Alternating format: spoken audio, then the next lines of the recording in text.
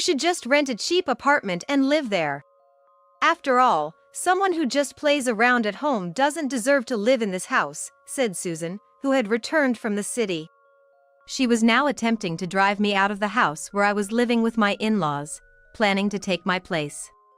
My in-laws, who don't understand working from home, and my husband, who wants to take the house from me, are all siding with my sister-in-law, Susan. Together with Susan, my husband Mark and in-laws keep blaming me. Do they even realize who is paying for this house's mortgage? That's when it struck me, if I left, who would pay the monthly mortgage of $4,600? There's no reason for me to continue living with these people who make me feel so terrible. If they want me to leave, then I'll leave. I've endured enough, and finally, my anger has reached its peak. "I'll change the ownership and mortgage to your name," I told my husband. With that, I divorced my overjoyed husband Mark and left the house. Little did they know, they would soon face an unexpected situation. My name is Emily. I used to live with my husband Mark, who is 2 years older than me. I met Mark while working at a company. However, it wasn't the typical office romance, as Mark was working for the cleaning company that serviced my office. When I met my husband, I had just lost both of my parents in quick succession. First, my father was diagnosed with an illness and the doctors gave him only 3 months to live. While caring for him, my mother fell ill too, and despite her fight, they both passed away, leaving me alone. Having no siblings, I suddenly found myself all by myself, struggling to accept the reality that my parents were gone. After their passing, I would often find myself thinking of them at random moments and tear up. However, I tried to hide my feelings from those around me who were being considerate. I think I forced myself to smile all the time while at work.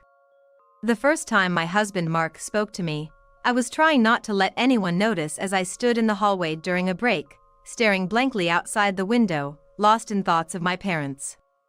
I had seen Mark at work before and we had exchanged nods, but we had never spoken, and I didn't even know his name. Yet, Mark approached me as I looked out the window and asked, "Are you okay?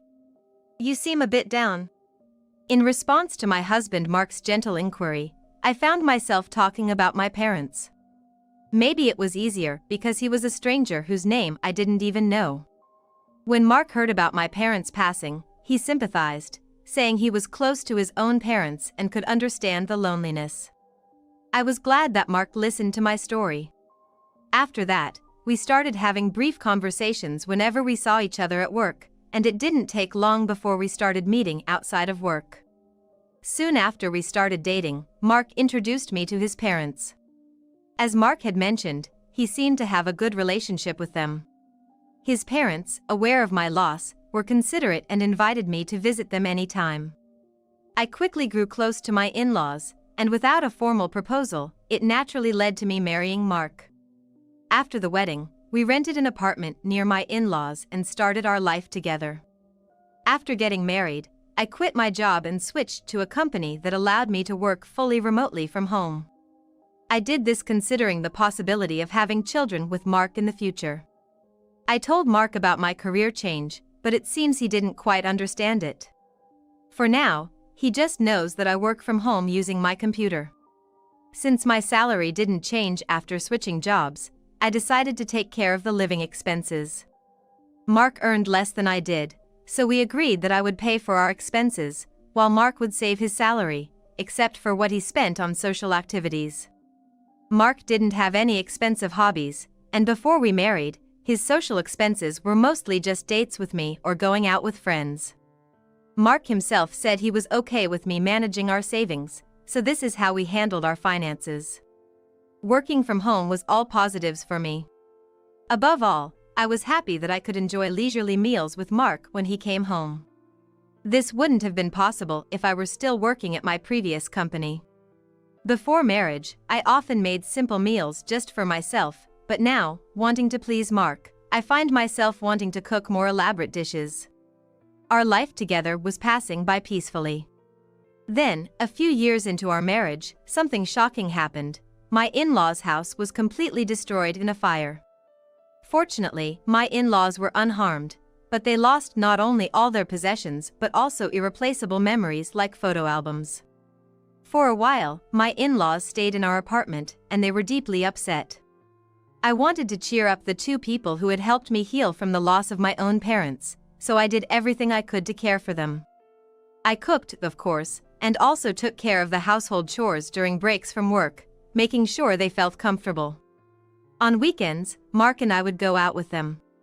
However, my in-laws were conscious of being a burden and struggled to regain their usual cheerfulness. They often mentioned that they couldn't stay with us forever and were concerned about imposing on us. So, my husband Mark and I decided to build a house to live with my in-laws. Until now, my in-laws had never brought up the idea of living together, but in one way or another, Mark and I had been considering it. In preparation, I had been saving from my salary, separate from the savings my husband was making. Thinking it was better to get a mortgage sooner rather than later, I suggested that we use this opportunity to build a house. My in-laws were delighted, and the conversation quickly came to an agreement. The house they had lived in was a charming wooden structure built by my great-grandfather. It had been fine when they were younger, but as they aged, they started experiencing various health issues. Therefore, they had many requests for the new house. Mark, too, wanted to add various features, thinking that if we were going to build it, we might as well do it right. Ultimately, the cost ended up being much higher than anticipated. Still, convincing myself that we would be living there for a long time, I agreed to build a house that met all three of their requests. I began to sense something was off around this time. Mark was excessively claiming to his parents, Karen and John, that he was the one building the house, and they were constantly thanking only him. Even though the house and the mortgage were in my name. The down payment came from my savings, but it seemed like Mark hadn't mentioned this to Karen and John at all. Perhaps because of Mark's insistent claims that it was his house, Karen and John started pressuring me to thank Mark as well. I do appreciate Mark, not just for the money aspect. I paid more because I was able to. Not because I wanted gratitude from Mark or Karen and John. However, even when Karen and John said such things to me, Mark didn't stand up for me. Instead, he jokingly said, "That's right, you should be grateful to me for letting you live in a new house." I was definitely upset after being repeatedly told falsehoods. I understand that Mark has his pride, so I didn't ask him to tell his parents the entire truth. But I did ask him to stop making it seem like I was doing nothing. However, Mark, perhaps feeling more confident because of our new house construction, just wouldn't listen. And then, I found out that Mark was telling a terrible lie to his parents. Incredibly, he told them he worked at the same company where I used to work. The company I worked for is considered a well-known major corporation. True, Mark still has dealings with that company, but as I began to notice Mark's lies and his inflated pride, I started to feel increasingly distrustful of him. I also felt uncomfortable because his parents always seemed to favor him. Still, I thought once we moved into our new home, the issue of who built the house wouldn't come up anymore, so I just kept enduring patiently. However, once our new home was completed and we started living there, their attitude towards me clearly began to change. It seemed like my in-laws, just like Mark, didn't understand the concept of working from home. They thought I was just playing around because I didn't go out during the day and was always at my computer. Mark had been complaining to them that Emily is just playing around all day, and they seemed to have completely believed it. Before we moved, they never said anything, maybe because they felt I was taking care of them, but the sarcasm increased as soon as we moved. They say, "Mark built such a fine house, and you just stay in and play around. Must be nice. Why don't you work a little and help Mark out?" Even when I was working on my computer, they would come to my room just to make these snide remarks. The discomfort made me leave the house more and more, working from a cafe instead. I repeatedly appealed to Mark to clear up his parents' misunderstanding. While Mark might not understand the work I do, it's my salary that's supporting his and his parents' lifestyle. All I needed was for him to tell his parents that. But Mark just said, "Just let them say whatever they want," still not listening. Since I was supposedly not working, I got saddled with all the housework, and his parents started bossing me around. I couldn't take it anymore and finally stood up to his parents. Mark was there too, and I thought he would finally take my side, seeing how upset I was. But instead, he yelled at me, "Don't talk back."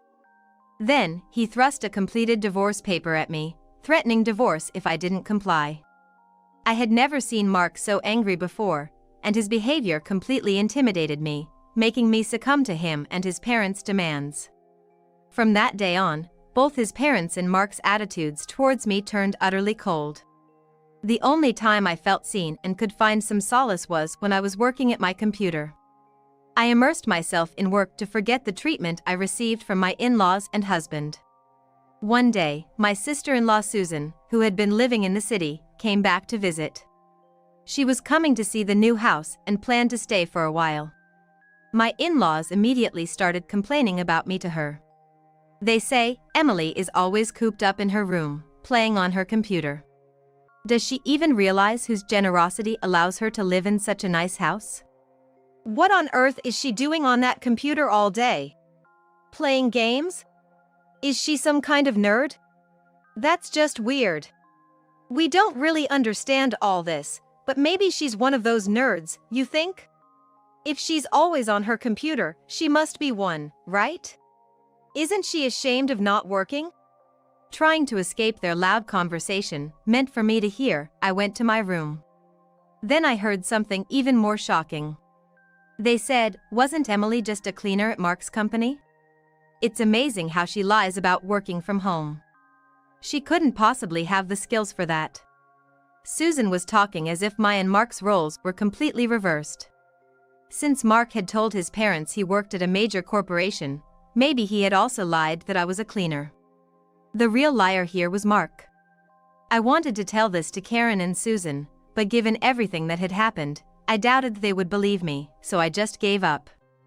Ever since Susan came to visit, my place at the dining table was taken over by her, and I couldn't even eat at the same time as everyone else.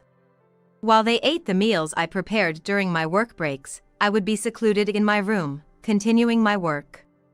This went on for a week, and the day for Susan to return to the city came. But suddenly, Susan declared, "I'm gonna live in this house too. After staying here, I found it quite comfortable. I just quit my job, so I've decided to move back here," she said.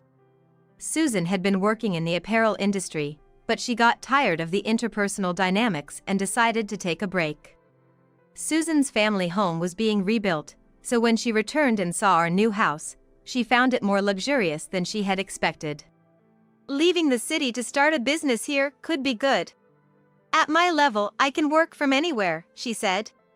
My in-laws, Karen and John, were thrilled with Susan's words. Mark seemed quite pleased with the compliments about the house too. However, there was no designated room for Susan in this house.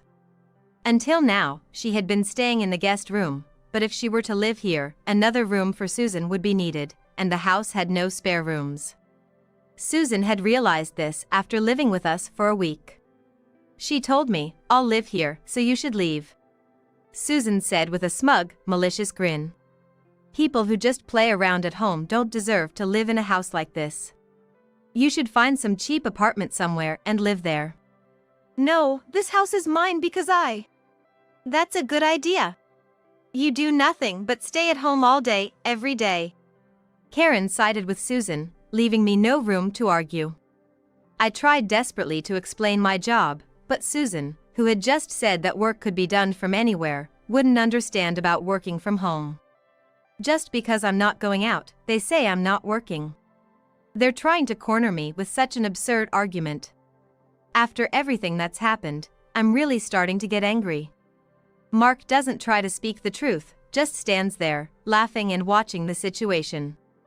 Until now, I kept quiet, considering Mark's position, but I finally told Karen, John, and Susan that this house was built in my name. "I'm paying for all the mortgage and all the living expenses. The down payment came from my savings, and Mark hasn't paid a single penny." Seeing me speak up to this extent, Mark was clearly panicked. However, the only things that came out of his mouth were words to berate me and self-serving statements to hide the truth. He shouted at me, calling me noisy, telling me to shut up, calling me a liar. Mark was obviously flustered, and it was clear he was hiding something.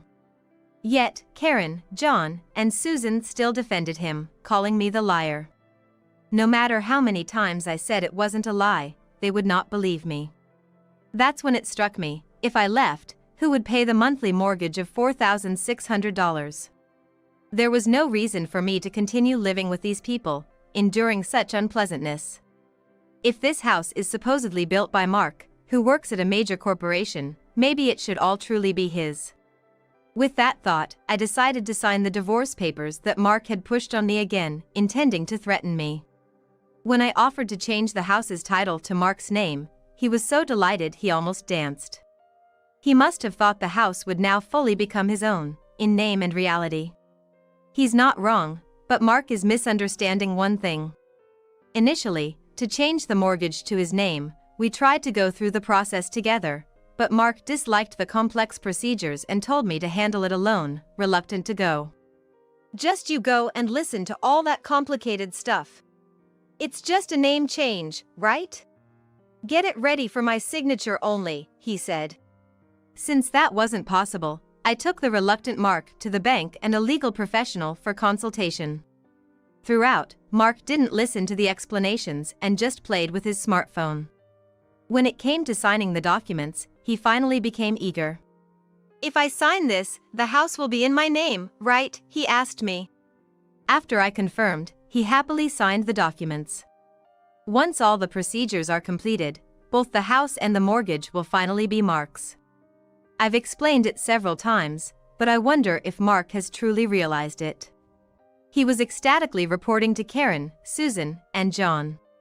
Even after hearing this, how can they still believe that Mark works at a major corporation and I'm unemployed? I watched this scene with a feeling of astonishment. After changing the house and mortgage to his name, I filed for divorce. We're going on a trip to commemorate this, so you better move out while we're gone, Mark said. Waiting for the procedures to finalize, Mark took Karen, Susan, and John on a ridiculous divorce celebration trip. They were apparently going abroad and wouldn't be back for about 10 days. During that time, I sold all the furniture and appliances I had brought into the house and packed my belongings into the car, ready to leave. While handling various procedures in parallel, I was also looking for a new house and moved immediately after packing my belongings. The place we chose for our fresh start is the top floor of a high-rise condo. It was a stroke of luck that this mansion, worth about $5 million, was available. However, I thought it must have become available just for me, given the timing, and I decided to boldly purchase it. For the past few years, living with Karen, John, and Mark had been restless, so I was thrilled about my new life ahead. In fact, I had an inheritance left by my deceased parents. I had been investing using that inheritance even before marrying Mark. Initially intended as just a way to earn some pocket money, these investments turned out to be a huge success, and now my assets amount to several $million. I had planned to use that money for a relaxed, early retirement with Mark in the future. I had kept this asset a secret, intending to surprise Mark, but now I'm truly glad I never mentioned it. If I had told them, Karen, John, and Susan might have joined forces to take my assets. Living with that family, I painfully learned just how careless they are with money. The house I lived in with Mark and his parents was decorated mainly based on their preferences, so it wasn't to my taste.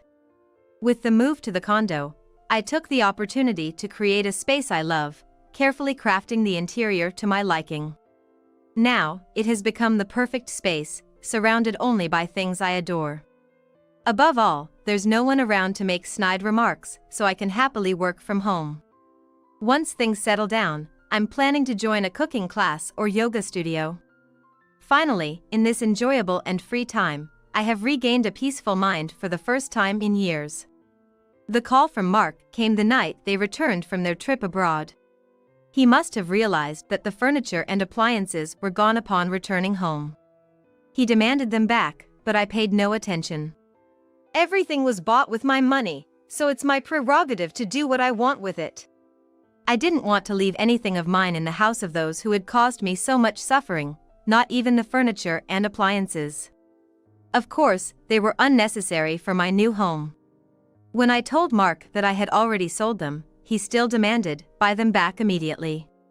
It's impossible. You, working at a major corporation, should just buy new ones. I retorted and then hung up the phone.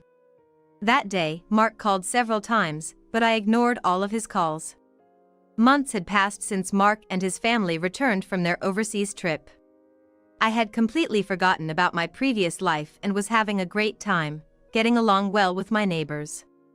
That day, I was returning from a cooking class I attended, invited by a friend who lived on the floor below. Suddenly, I received a call from Mark, and although I was suspicious, I answered, thinking there might be an issue with the paperwork that needed attention. I answered the phone, and immediately Mark shouted in a loud voice, "What is this all about?" It was just like the day they returned from their overseas trip. Wondering if there was anything else besides the furniture and appliances that could have angered my husband, I decided to listen closely. It turns out, he had finally noticed the amount of the loan repayments. When he opened the letter that had arrived at the house, he saw that the loan repayment amount was listed as $4,600 per month, which is why he called in a panic. "Wasn't the loan already paid off?" he exclaimed. "Of course not. The bank explained everything clearly, didn't they?" "That's impossible. I never heard about it. And with the fire insurance and your savings, why didn't you pay off the mortgage?" "No way, that's impossible. Do you even realize how much that house was worth?" Shockingly, it seems Mark believed the mortgage was already paid off. Despite the bank's detailed explanation, which Mark had nodded to, he was apparently under a different impression. I was sitting right next to him, watching and listening, so I remember it well. Even if Mark wasn't paying attention, he already signed the mortgage transfer, so it's too late now. Mark kept trying to find a way out of the mortgage payments, but there was nothing I could do about it. Eventually, he seemed to realize that he had no choice but to repay the loan, and fell silent, seemingly frustrated. "I thought you'd be struggling to find a place to live," Mark said, clearly under the impression that I was in a dire situation. The reason Mark could freely spend his salary until now was because I was the one covering our living expenses. Even after our divorce, I have no trouble living on my own. It's too late for him to realize that he was relying on me for everything. I wonder what kind of life my pretentious ex-husband Mark has been leading these past few months with his parents, Karen and John. Most likely, they were living luxuriously, doing whatever Susan suggested. And then, he realized there was a mortgage to be paid. I wonder what Mark is going to do now, I thought, as if it were someone else's problem. Since we're practically strangers now, I couldn't care less about how much trouble my ex-husband and his parents, Karen and John, are in. Seeing my husband so frustrated, I decided to tell him the truth. "Too bad. I moved into a luxury condo with the money I made from a successful investment." Then, while he was speechless, I hung up the phone. There were no calls from him after that, so I thought he had managed somehow, but then, out of the blue, he called again. When I answered, wondering what it was about this time, turns out their house had been seized, and he was in a panic. In the background, I could hear the voices of his parents, Karen and John, and his sister Susan, all sounding pretty desperate. "What should I do? Help me, Emily!" My husband, whom I had kicked out, desperately pleaded. A person claiming to be an enforcement officer was visiting the house, and I could hear the voices of his parents, Karen and John, and his sister Susan in the background, also addressing the officer. According to this officer, the house was about to be put up for auction, with details like the auction date and bidding period to be decided. Once the auctioneer was determined and ownership transferred, my husband and his family would be evicted from the house. I thought they must have received warning letters leading up to this, but when I asked my husband, he sounded confused and said they hadn't arrived. However, that couldn't be right, and after persistent questioning, he finally admitted in a small voice, maybe they did arrive. It turned out he had intentionally ignored the letters, realizing they were about loan repayments. "The envelopes were already open before I saw them. I thought someone was taking care of the payments. Probably, Karen, John, and Susan thought the same as my husband. Eventually, a demand for the lump sum repayment of the loan arrived, and it seems my husband and his family were aware of it but continued to ignore it, thinking someone else would pay it. And so, the house was finally seized. Can't you do something now, like pay it off? You could pool everyone's savings, there's got to be a way. I said, unable to hide my frustration at my husband's helpless tone. But all he could say in response to my suggestion was, "It's impossible." Apparently, Karen and John had squandered their savings on an extravagant overseas trip and were planning to rely on their son, who works in a big company, for their future. It was all just their assumption. And Susan, his sister, who claimed she had quit her job to come back home, was actually fired for embezzling company funds.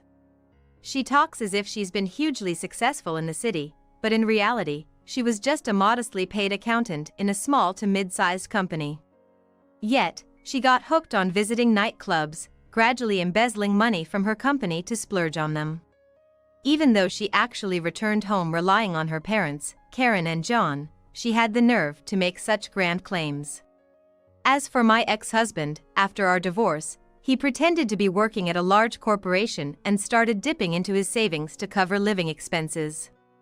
Both Karen, John, and Susan lived lavishly, and the money he had saved while we were married was completely gone.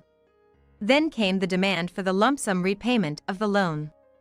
As our previously hidden financial situations came to light, it seemed like the focus was shifting from the court case to each other. In the midst of this, my ex-husband started clinging to me. Please, Emily, you're living in that high-rise luxury condo now, right? Let's all live together there again.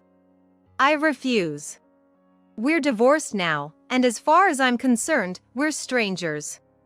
Although I felt a bit sorry for him earlier, I definitely don't want to live with those people ever again.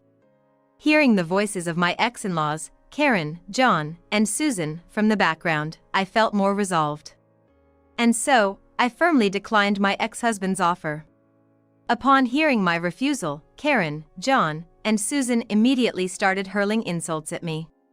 I heard various derogatory terms like heartless, scammer, thief. Perhaps out of spite for being rejected, my ex-husband joined Karen, John, and Susan in berating me. The noise over the phone was unbearable. Despite everything being the result of their own actions, there was no sign of remorse from them. Eventually, all four of them started a blame game, leaving me out of it and beginning to argue among themselves. I decided then and there to never involve myself with these people again, quietly hung up the phone, and blocked my ex-husband's number. A few days later, I came across a concerning headline in a corner of the newspaper.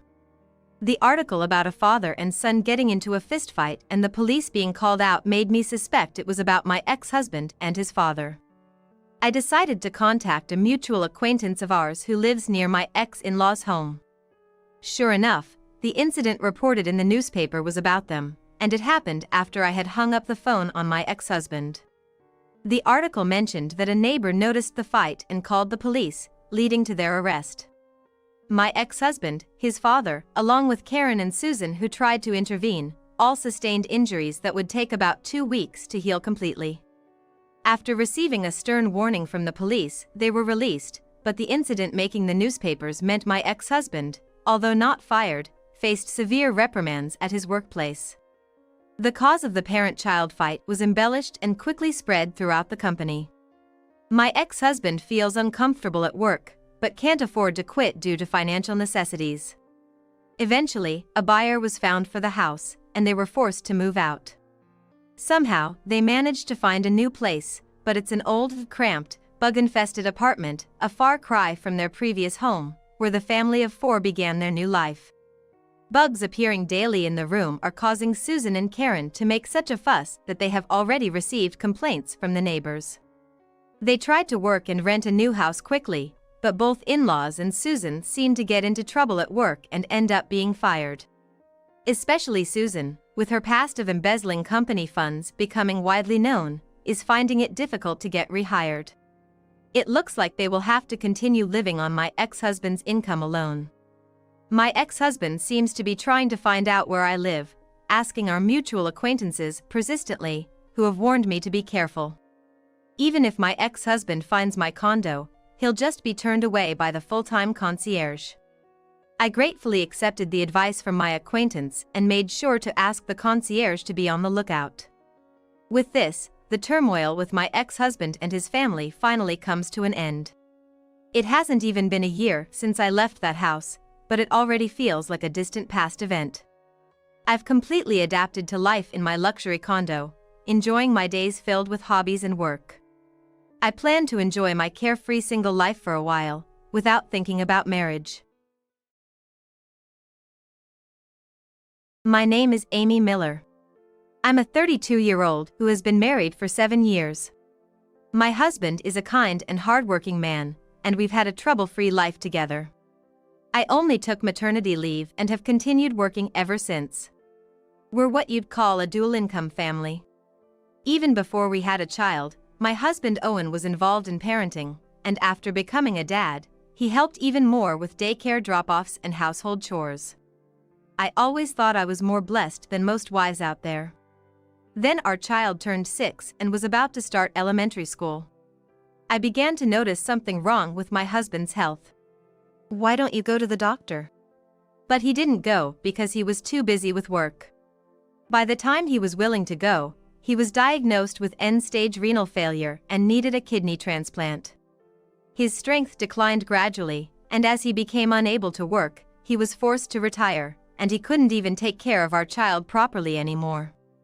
As a result, everything fell on my shoulders, and I was spinning with the busyness of work, house chores, childcare, and taking care of my husband.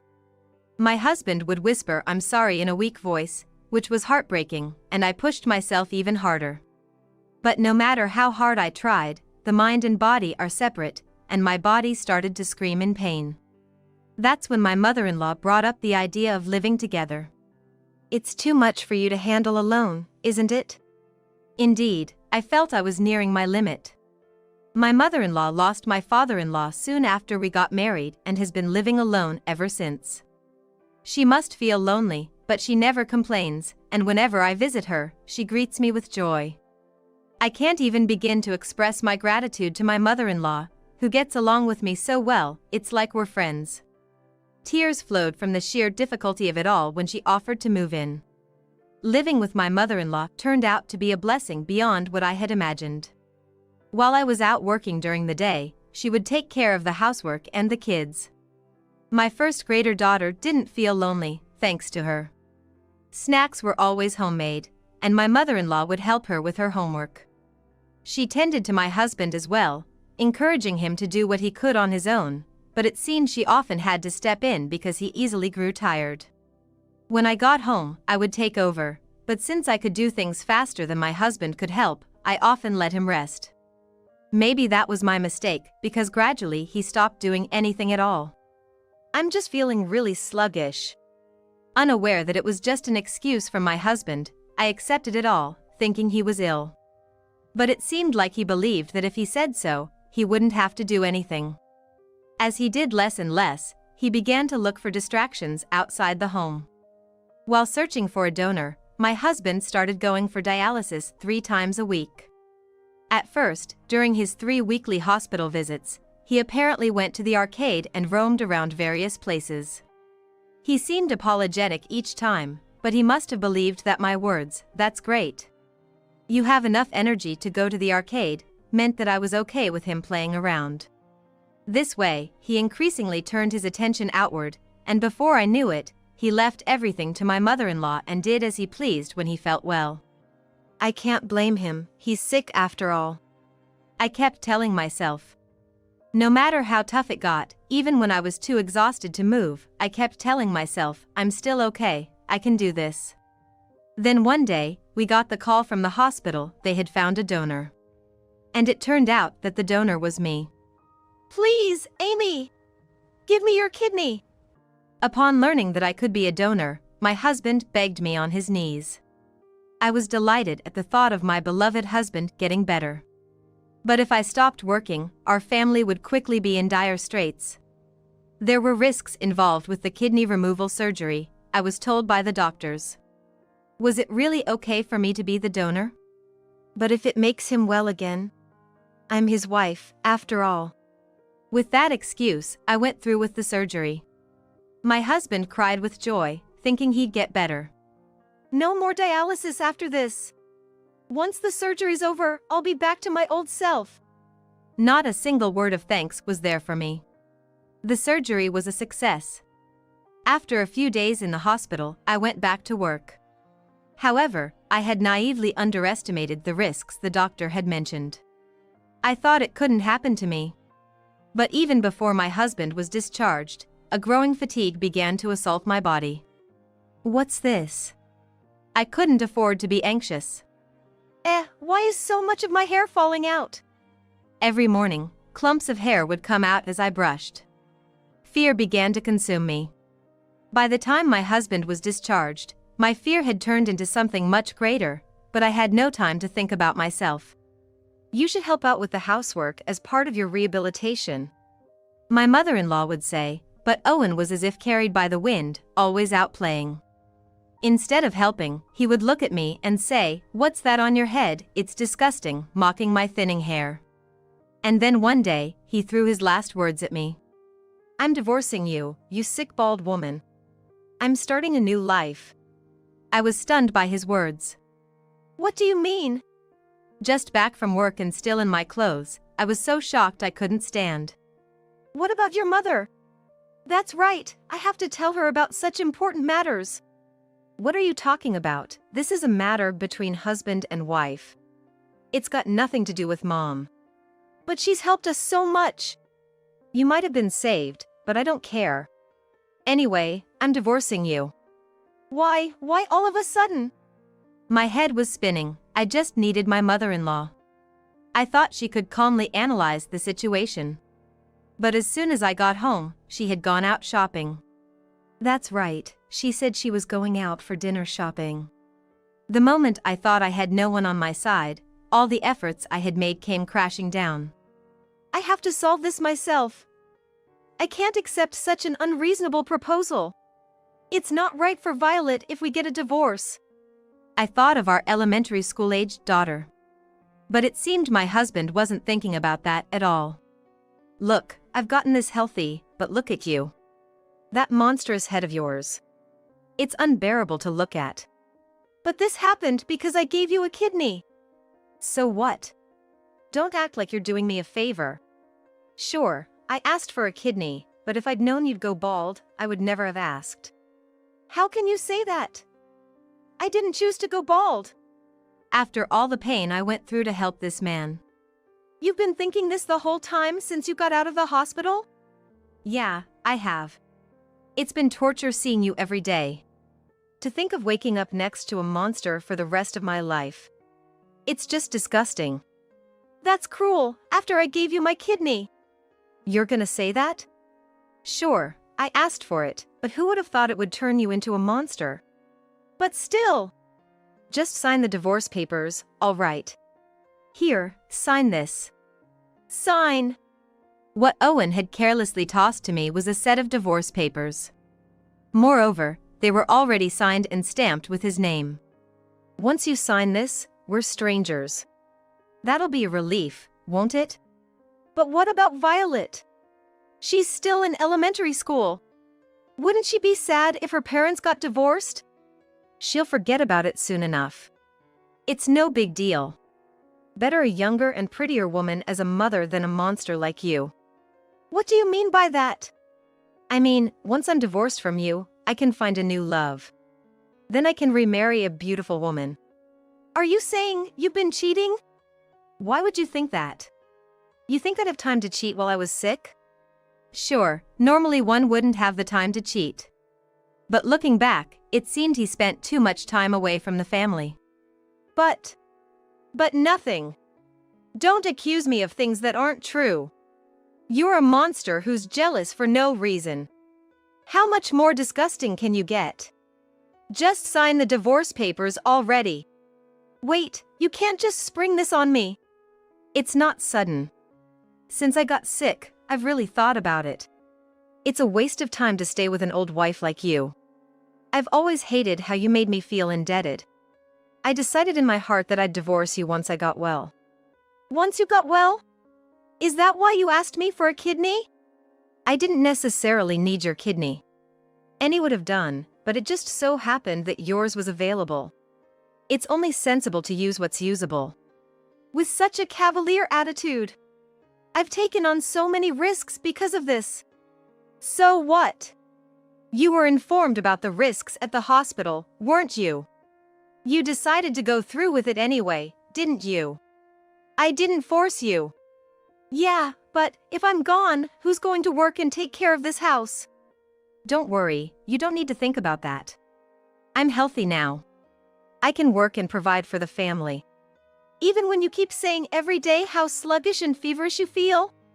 You're going to work like that? Yeah, I'll be fine. I'm sure I'll be back to my full strength soon. Then I can find a job again and start supporting the family. So you're that healthy now. But you haven't done anything yourself. You let Mom and me do everything. That's because you wanted to do it all. You always said you could do it faster yourself. It's true, but it was Owen who was content to let it be that way. So, once you sign that, you can get out. Get out? Why? Obviously. Once you sign it, you're a stranger to me. It'd be weird for a stranger to live in my family home. It's only natural that you're the one to leave. But what about Violet? You can't just tell me to leave all of a sudden. I have nowhere to go. What are you talking about? It's obvious Violet stays here. I can't leave my child with a woman who doesn't even have a place to live. So, it was all planned out. Owen had me donate a kidney just so he could kick me out once he started feeling better. I was just conveniently used. I was completely dejected and unable to think when my mother-in-law walked into the room. I'm home. Oh, what's wrong? Looking for rescue in the face of my returned mother-in-law, I saw a young woman standing next to her. Hey! Why are you in the house? I told you to wait outside. Well, I couldn't help it. Your mom told me to come in. You have to listen to your future mother-in-law, right? Future mother-in-law? Idiot. Don't say weird things. Mom, why did you even let her in the house? Well, when I came back from shopping, this girl was standing outside. When I asked what she wanted, she said she knew you. So naturally, I told her to come in. What's wrong with that? Isn't that what you'd expect? Indeed, that's expected. If someone is said to be acquainted with my husband, they would be let in. But this woman, who's said to be an acquaintance. What kind of acquaintance is she? Weren't you just an acquaintance? That is. Well, more than an acquaintance, I'm his girlfriend. And soon, I'll be family to your mother-in-law. What is this girl talking about? That is. Come on, Owen, say it clearly. That I'm your girlfriend and we're promised to marry. You've been cheating. But you just said you didn't have time for that? That is. That's why. Why did you come into the house just because you were invited? Well, I wanted to see the bald-headed monster for myself. Owen said his wife's head has become so bald, she looks like a monster or a goblin. It's disgusting to think of being with that for the rest of his life. How could you say such a thing? No, Mom, it's not like that. So, since you're getting divorced and she's leaving this house, I won't get to see such a monster again. I was curious to see how much of a monster she is. And then, what a pity, she's wearing a wig. So, my husband and his mistress have been laughing at me? Are you saying you've been cheating? And that's why you want to divorce Amy? That's a divorce paper there, isn't it? No, that is. Amy, do you agree with this? Mom. I was just suddenly told about it. So, I'm in a panic right now. I don't understand what's happening. After all the devoted care she's given you while you were sick. What have you been doing? And he's telling me, after we get divorced, I have to leave this house. But I have nowhere to go. I can't give up Violet. Of course. Why would I let a child go to such a terrible man who can do things like this? But Mom, if you give Amy the child, I won't be able to see Violet anymore? I'm saying I'll take Violet for your sake. My mother-in-law was silent for a while, but when she spoke, it was something unexpected. Amy, sign the divorce papers. Mom. I thought, so I'm just the daughter-in-law after all. But then my mother-in-law said something completely different. If you sign the divorce papers, it's you who's leaving. Why should I leave? Whose house is this? That's Mom's. So that means I decide who lives in this house, doesn't it? I want to live with Amy. I don't want to live with a young woman who goes after someone else's husband. What's with this old lady? And about Violet. There's no way a woman who spews such nastiness can take care of a child. Besides, you're unemployed. An unemployed person with no fixed address can't raise a child. So, it should be Amy who takes custody of the child. That's absurd, Mom. What's the problem? You've been using your illness as an excuse not to do anything around the house. You hardly even look after Violet. Moreover, since you've been discharged, you've just been selfishly yelling around. Can't you see that Violet is scared of you? Why? Parents get angry sometimes, don't they? You're just shouting for no reason. Of course the child is frightened. That's not what being a parent is about. You're the one who has to leave. Mom, you're not on my side? I'm on the side of what's right. You're wrong. You betrayed a dedicated wife like Amy. How could I possibly be on your side? Damn it. Fine then. Owen grabbed the signed divorce papers and left with the woman. After they left, my mother-in-law kneeled down and apologized to me. I'm so sorry. I never knew he would do such a stupid thing. He didn't understand at all how much you struggled to take care of him. I can't ask for forgiveness, but please. You've done nothing wrong. Please lift your face. I'm sorry. It's my fault for raising him wrong. That's not true. My kind mother-in-law apologized again and again, blaming her upbringing. How could the child of such a kind person turn out like this? Every time I remembered my former husband, I just couldn't understand where things went wrong. 3 months later. As usual, living with my mother-in-law and Violet, I received a call from my ex-husband Owen. But I couldn't bring myself to answer the phone and just ignored it, yet Owen left a message. Thinking I might as well listen to it, I played the message, and it was as selfish as ever. Why aren't you picking up the phone? I'm in a serious situation here.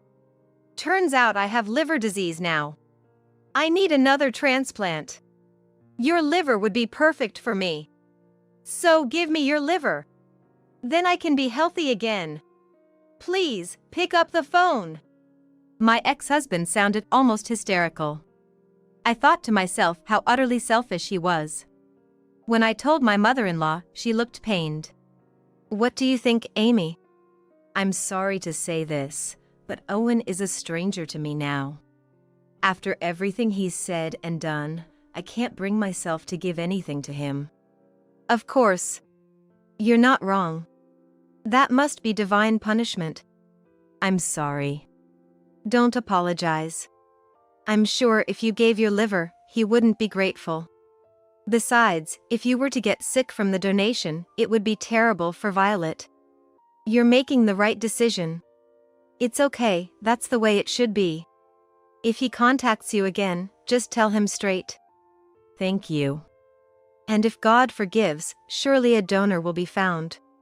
If not, that's the punishment he's been given, it can't be helped. My mother-in-law said this with sad eyes. It was a hard choice for her, thinking of her son. It was a hard choice for her, thinking of her son. Yet, the pain of not being able to do that must be immeasurable. But she knew that even if I did donate, Owen's character wouldn't change. Continuing to be selfish and hurting me and my family, I found myself wishing he would just suffer alone. Then there was another contact from my husband. The number of calls was devilishly high, and the voicemails were full of bitterness because I wasn't answering. Out of frustration for not answering the calls, Owen came to our house. As before, when I returned from work, my mother-in-law had gone shopping, and I was alone in the house. I felt a slight fear of Owen's actions, as if he was intentionally waiting for my mother-in-law to be out. "Hey, Amy." Owen, who greeted me with those words, looked gaunt and his complexion was poor. It seemed like his illness had advanced significantly. "Why the hell aren't you answering your phone?" "Why would I? I don't want to talk to you." "But I left you a message." "I heard it." "Then why didn't you respond?" "I didn't see the need to." "I'm begging you, why won't you help me?" "It didn't seem like begging, and even if it was, I have no intention of being your donor." "Why not?" "I don't have much time left." "My condolences." "I'm still alive." "That's unfortunate." "Please, give me your liver." "No, thank you." "Why the hell not?" "Don't you understand why? Think about what you did to me after I gave you my kidney." "That couldn't be helped." "I don't think it was unavoidable at all. No matter how much you beg, I won't become your donor. If I did and something happened to me, you would just play ignorant, wouldn't you? If you need a liver that badly, ask her." Nora left me when she found out I was sick. She dumped me and left." "Well, that's tough. But it's what you deserve." "Don't say that. Being divorced means I'm alone. You have no idea how hard it is to endure feeling sluggish every day and still have to work."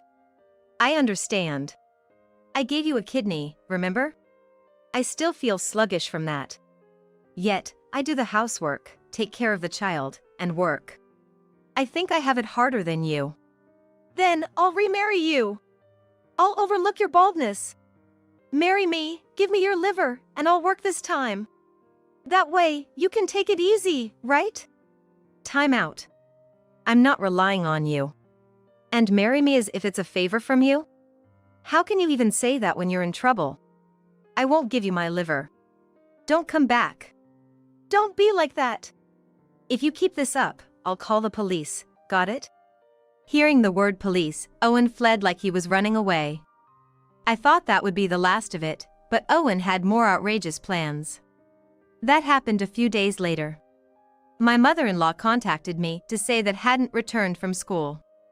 "Violet hasn't come back?" "Yes, she's usually back by this time. But she's nowhere to be found. I've looked everywhere." For a moment, Owen's face flashed through my mind.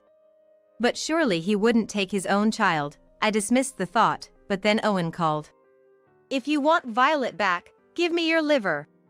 "What? Owen?" "Yes, that's right. You must be worried about Violet, right? Give me your liver, and I'll bring her back. Violet must be the most important thing to you." "How could you kidnap a child?" "I've only taken my own child. This isn't kidnapping. Unfortunately for you, we're divorced, and I have custody. A stranger taking a child is definitely kidnapping. I'm calling the police. You're prepared for that, right?" "Why does it end up like this? I just want your liver. I never thought of kidnapping." "It's too late. If you had given me your liver, I wouldn't have had to do this. It's your fault, isn't it?" Don't blame others for everything. You cheated and abandoned your family, and when you got sick, you expect help. And when things don't go your way, you kidnap your child. That's unforgivable. Why are you getting so angry? It's your fault." "Enough." I hung up the phone and immediately contacted the police to report my child was kidnapped. The police quickly deployed to Owen's apartment and rescued my child. Violet came back to me with tears streaming down her face, clinging to me and crying. Afterward, Owen, who was arrested, reached out through his lawyer asking for forgiveness. It seemed he truly regretted it. What should I do? That's up to you, Amy. I'm his mother. I'd be happy if he's forgiven, but I also understand if you don't want to forgive. I can't tell you what to do. You're right. If I prioritized my feelings, I couldn't possibly forgive him. Since that incident, Violet has been afraid to go out alone. Considering he's her father, it's terrible to think what must have happened to make her so afraid. But Violet doesn't say anything when asked. Still, when I think of my mother-in-law. After carrying this maze-like worry for months, I ultimately decided to settle. Owen, having been released from detention, bowed deeply, apologizing. And then, he started asking to remarry. I said selfish things about remarrying. I regret it. But in the police cell, I realized what I really need is Amy. Amy needs me too, right? Without me, it just won't do. So, if we remarry, I'm the best choice, right? Then you can take care of me again. I have no intention of remarrying. Why not? I care so much about you. While asking to remarry, his words betrayed that it wasn't really about remarriage. He's scheming to use me under the guise of remarrying. Stop it. I'll never marry you again. Since he brought up the issue of being a donor again, after discussing with my mother-in-law, I decided to move with my daughter. Learning of my move, my ex-husband became frantic, searching for me, but ultimately, he succumbed to his illness, passing away in fear. As for me, even though I left the in-laws' house, I keep in touch with my mother-in-law, and she even comes over to stay sometimes. I'm planning to buy a house where I can live with my mother-in-law once I've saved enough money. I'm going to remarry this woman. My ex-husband declared just 3 days after our divorce. He brought his new partner to my parents' house, where he ambushed me to make this announcement. It seemed he wanted to see my frustrated reaction. Beaming with pride, he said, "As you can see, she's incredibly beautiful. She's kind, gentle, and comes from a prestigious family. Her father is a CEO. She's the perfect wife." I couldn't care less about my ex-husband's new partner, but I was curious about the woman who would come all the way to my parents' house. When I glanced at her, she slightly lifted her hat, and our eyes met. I recognized her face, and for a moment I was stunned, but then I burst into laughter. I'm Aileen Standish, a 40-year-old working in IT. My husband, Tyler, was also my age. We had known each other since high school. Back then, Tyler was the life of the party, always involved in school or sports events. He was popular with everyone, and even captained the soccer team. I, on the other hand, was introverted, preferring books over social events, the complete opposite of Tyler. Despite our differences, we ended up attending the same university and even in the same faculty. Tyler was full of questions. "You're Aileen, right? Do you live nearby? What's your major? Made any friends?" I'd never had a male friend, so I was overwhelmed and initially kept quiet. Even so, my husband didn't stop talking to me, so gradually I opened up and we became close. Tyler always had a naive side to him. Like the time he thought he was scouted by an entertainment agency, but it turned out to be a suspicious venture asking for a $10,000 membership fee according to my research. Sometimes he almost fell for an easy-to-understand scam. I couldn't leave him alone, and while I was trying to take care of him, he told me, "I can't live without you," who is a reliable person. I started to think that there was no such thing, and we decided to start dating. When we started dating, I knew that he was cute, even though he was more motivated than anyone else, but he was kind of lazy. He had a certain charm, despite his cluelessness. Our relationship flourished, and we eventually married after graduating and finding jobs at different companies. We were happy. My husband also worked diligently and helped with the housework, and we got along well. At the height of such happiness, there was new good news. I became pregnant. I was hoping that my husband would become a little more manly and reliable because of my pregnancy, but he often said, "Dinner? I'm sick today, so maybe get something from the supermarket today? Again? I'll wait until you feel better, so go ahead and make me some food," he said, giving no indication that he cared about me as a pregnant woman. What's more, when my belly started to grow little by little, he often made comments like, "You've really gained weight. You look like a wrestler." I was often irritated with my husband, but for the sake of my unborn child, I was careful not to accumulate stress by going home to take a breather. After a long pregnancy, I safely gave birth to a baby girl. I named the baby Hannah. There were many things I didn't understand and difficulties raising my child for the first time, but I was very happy spending time with my daughter and husband.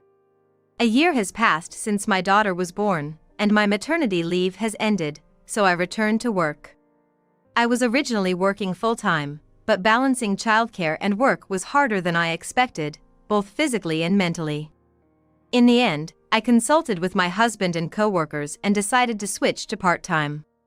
When I started working shorter hours, my husband's sloppy personality escalated further. "Hey, have you cleaned the bathroom? Just do the cleaning yourself," he said. "Your working hours are short, so you should have some free time." While I was preparing dinner, my daughter suddenly started crying. "Hey, I can't keep my hands off it, so please take care of Hannah and change her diaper." When I said that, he retorted, "I can't do it. I'll never be able to change a diaper. It'll hurt my nose, too." The days were tough, but to be honest, I had gotten used to the situation, and before I knew it, 8 years had passed.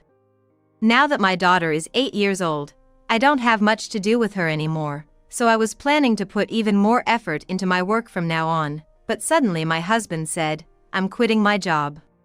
"What do you suddenly say when our daughter is finally grown up?"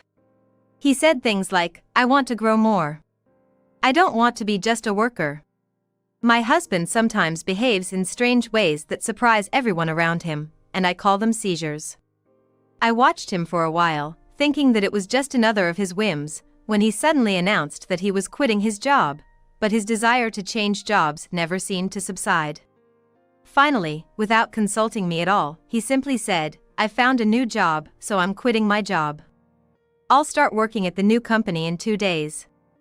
I thought I would stop them if they were trying to do something suspicious again, but when I looked into the company, thankfully, it was a reputable company. But at this new job, Tyler's delusions grew. He started talking about becoming the CEO and demanding respect as a future leader.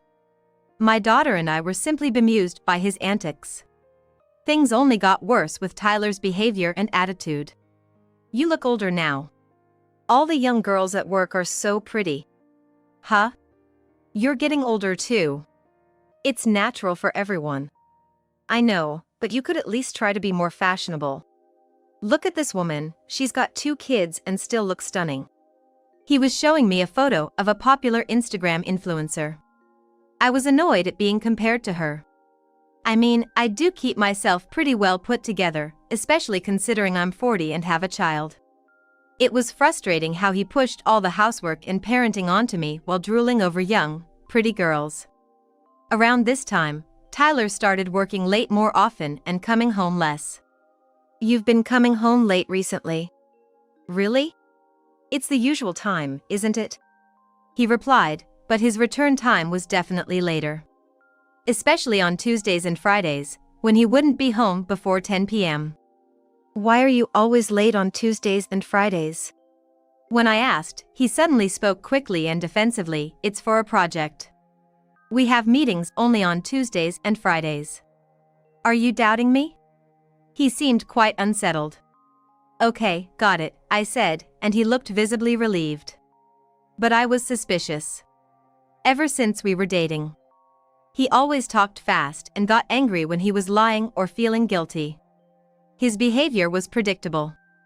So, I took action. While Tyler was in the shower, I checked his phone. I remembered the password. He once said, "My car license plate number and the password on my old cell phone are all 4649. It was just like him to be that simple. When I entered 4649, the phone unlocked. And there it was, evidence of his affair all over his phone. Messages on text like, "I'm free this Friday, can't wait to see you," and "Is your wife okay with this?" "She's clueless, no worries." There were also many photos of him cozy with his coworker. It seemed to be a junior at the company. I transferred all the evidence to my phone, shaking with anger. With all the proof gathered, I finally confronted Tyler about a divorce. Initially, he denied everything, but when faced with the evidence, he turned pale. I'm sorry. Please don't divorce me. You wanted a divorce, that's why you cheated and grew cold.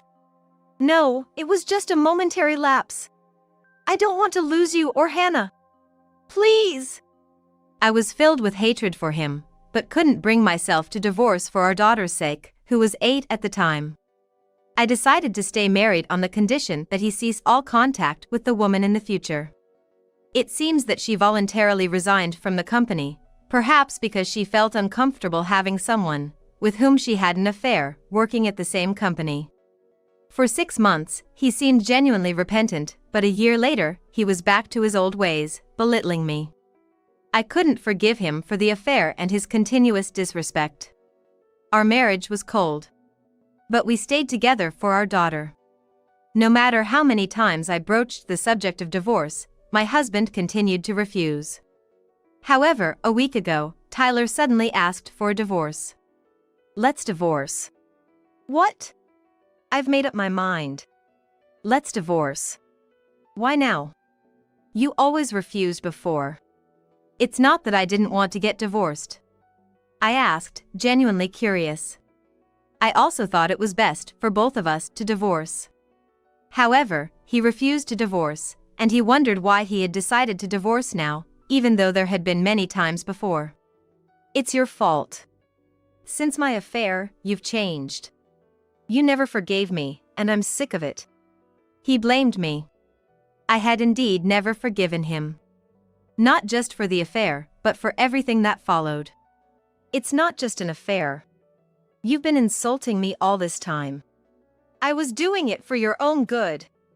A woman should take care of the house and maintain her looks. You were slacking, so I had to remind you. It's not my fault we're divorcing. That's when I realized he would never admit his faults.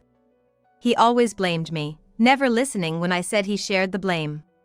Finally, he insisted, it's not my fault. So no alimony or splitting assets, remember that. That confirmed it. Tyler wanted to come out on top in the divorce, insisting it was all my fault. There's something wrong with my husband saying things like this. I suspected he might be having another affair.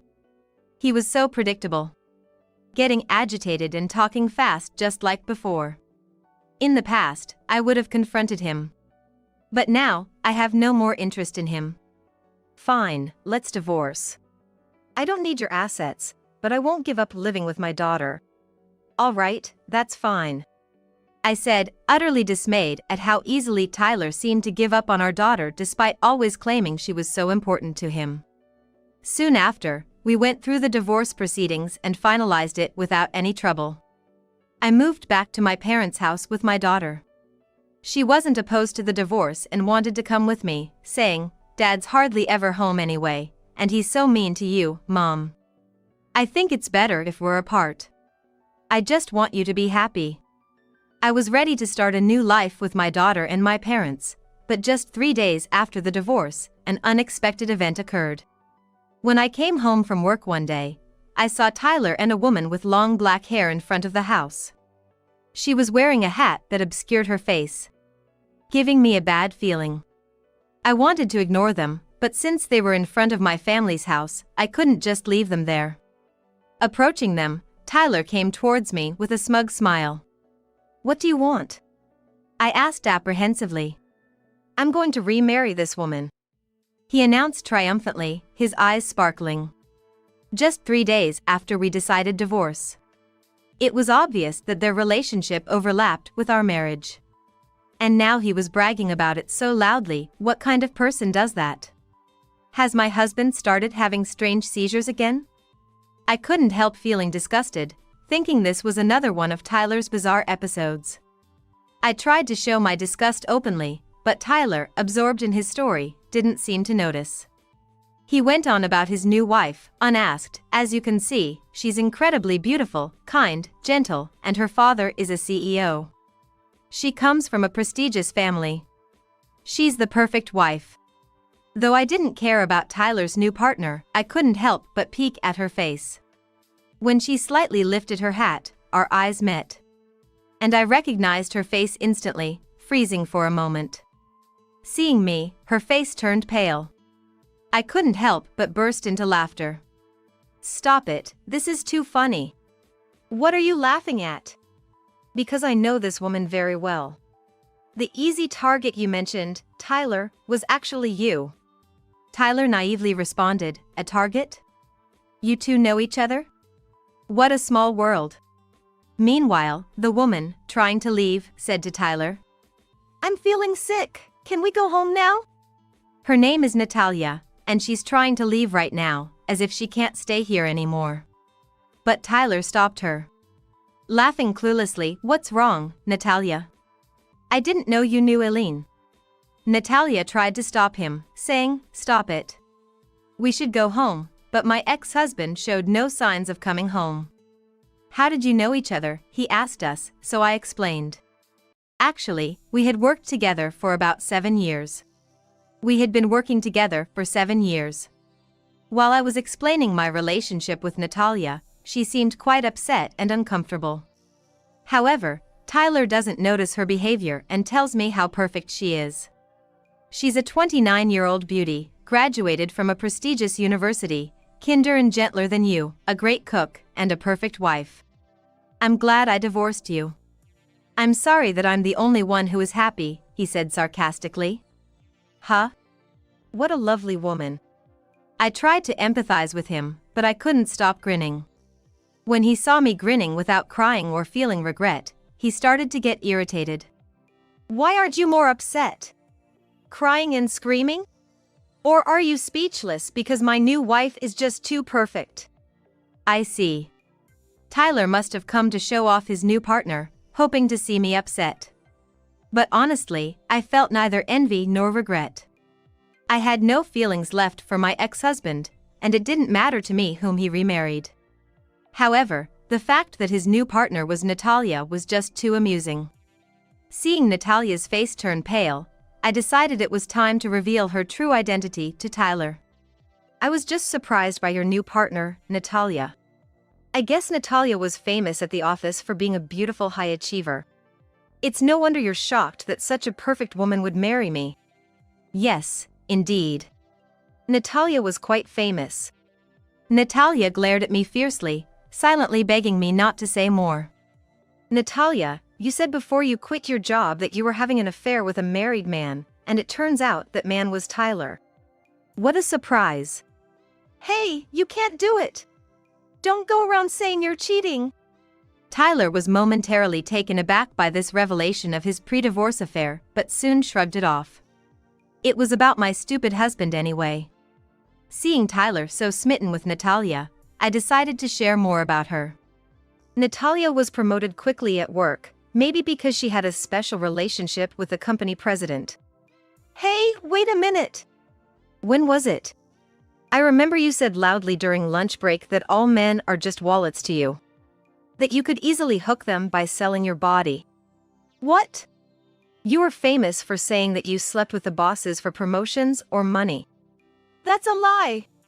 You must be mistaken. Right. But it was a mistake to get involved with the president. His wife found out about the affair, leading to your firing, right? Stop it. Don't make up lies. It's not true. Tyler, she's just jealous because we make such a perfect couple. Natalia desperately tried to convince Tyler. Then how about this? Can you still call it a lie? I said, showing them a photo on my phone. It was a video of a drunken Natalia at a company party. Men are just wallets. Buy some ready-made food, plate it up, and they think you're a great cook with no taste. Just undress a bit, and they'll pay you. Now I can pay off my debts. Natalia ranted in the video. It was hard to see her as the gentle and kind person Tyler believed her to be. So, all the meals you cooked were actually store-bought? And you have debts? Tyler asked, confused. Yes, Natalia had a lot of debt. Tyler, in a panic, asked her to explain, but she fell silent. Oh, and Natalia isn't 29 years old. She's 2 years younger than me, so 38. Natalia had lied about her age. Sure, She looked young thanks to the money she received from men for Botox injections and cosmetic surgeries, but claiming to be 29 was a stretch. Tyler's lack of judgment in women was truly laughable. And she's not a CEO's daughter. Her dad works in a factory. So that's why you were so adamant about not meeting your family. It's all lies, isn't it, Natalia? Was there even one true thing in what you said? Tyler's face turned red with anger as he confronted her. I'm sorry, Natalia stammered, caught in her web of lies. It's astonishing that Tyler didn't notice any of Natalia's lies, but that's just like him. He judged her solely based on being young and beautiful, never really looking beyond her appearance. That's the kind of person he is. Discovering that his seemingly perfect Natalia was a facade of lies, Tyler was in shock. Apparently, they met about 6 months ago, and Natalia had been bragging to everyone, "I've found an easy mark, even though he's married." They met at a social bar. While I also questioned Tyler's integrity for attending such places despite being married, Natalia targeted him because he boasted, "I work at a major company and earn a good salary." Hearing this, Natalia saw Tyler as an easy target. Despite noticing his wedding ring, she thought his money could help pay off her debts. Eventually, Tyler, wanting to divorce me to remarry Natalia, believed that by divorcing me quickly, he could use his income to support both of them. That's probably why she decided to marry Tyler. He probably thought he could start a new family with the younger Natalia. Tyler, looking at the apologizing Natalia with disdain, yelled, "I can't believe this. There's no way I can continue with all these lies." The irony of his own deceit was lost on him. He was just as guilty of lying as Natalia. Tyler, you don't even work at that company, do you? And you always bragged about your high salary, but you earn less than me. That was... Stuttering, Tyler couldn't hide his disarray. Natalia, realizing Tyler's deceit, exploded in anger. What? I was going to marry you thinking you were rich. What a letdown. She confronted him angrily and pushed him away. Huh? Tyler, stunned by her sudden change, was trembling. He loved Natalia for being young, beautiful, a great cook, and a supposed CEO's daughter, while she loved him for his supposed wealth. All their lies came to light, and their relationship crumbled. Realizing I had once been married to such a despicable man, I felt disgusted with myself but was simultaneously relieved to have divorced him. The two liars were indeed a perfect match. As I told them I'd claimed division of property and tried to enter my house, Tyler naively exclaimed, "We're already divorced, you can't claim my property." Actually, the process is still ongoing. Maybe you should look it up. If you hadn't come to tell me, I might never have known about the affair. Hearing this, both of their faces turned red. I'll discuss further through my lawyer, I said, finally entering my house. They continued arguing loudly outside, causing a nuisance to the neighbors, and were eventually taken away by the police. Later, with my lawyer's help, we finally finalized our division of property. I was delighted to sever ties with such despicable people. Afterwards, I heard from a colleague that Tyler broke up with Natalia. Now, both Tyler and Natalia are without partners and living in a run-down apartment. As for me, I vowed to find happiness for the sake of my lovely daughter. Nadia. You're slacking off again. Shoot, it's Kelly. I instinctively try to stand up, but my body won't move. As the sliding door opens, Kelly enters with an angry voice. What are you resting for, being just a daughter-in-law? Kelly strides over to me. Then, she does something unbelievable. She yanks away the cushion I'm sitting on. Huh? I fall back onto the mat as the cushion is pulled away.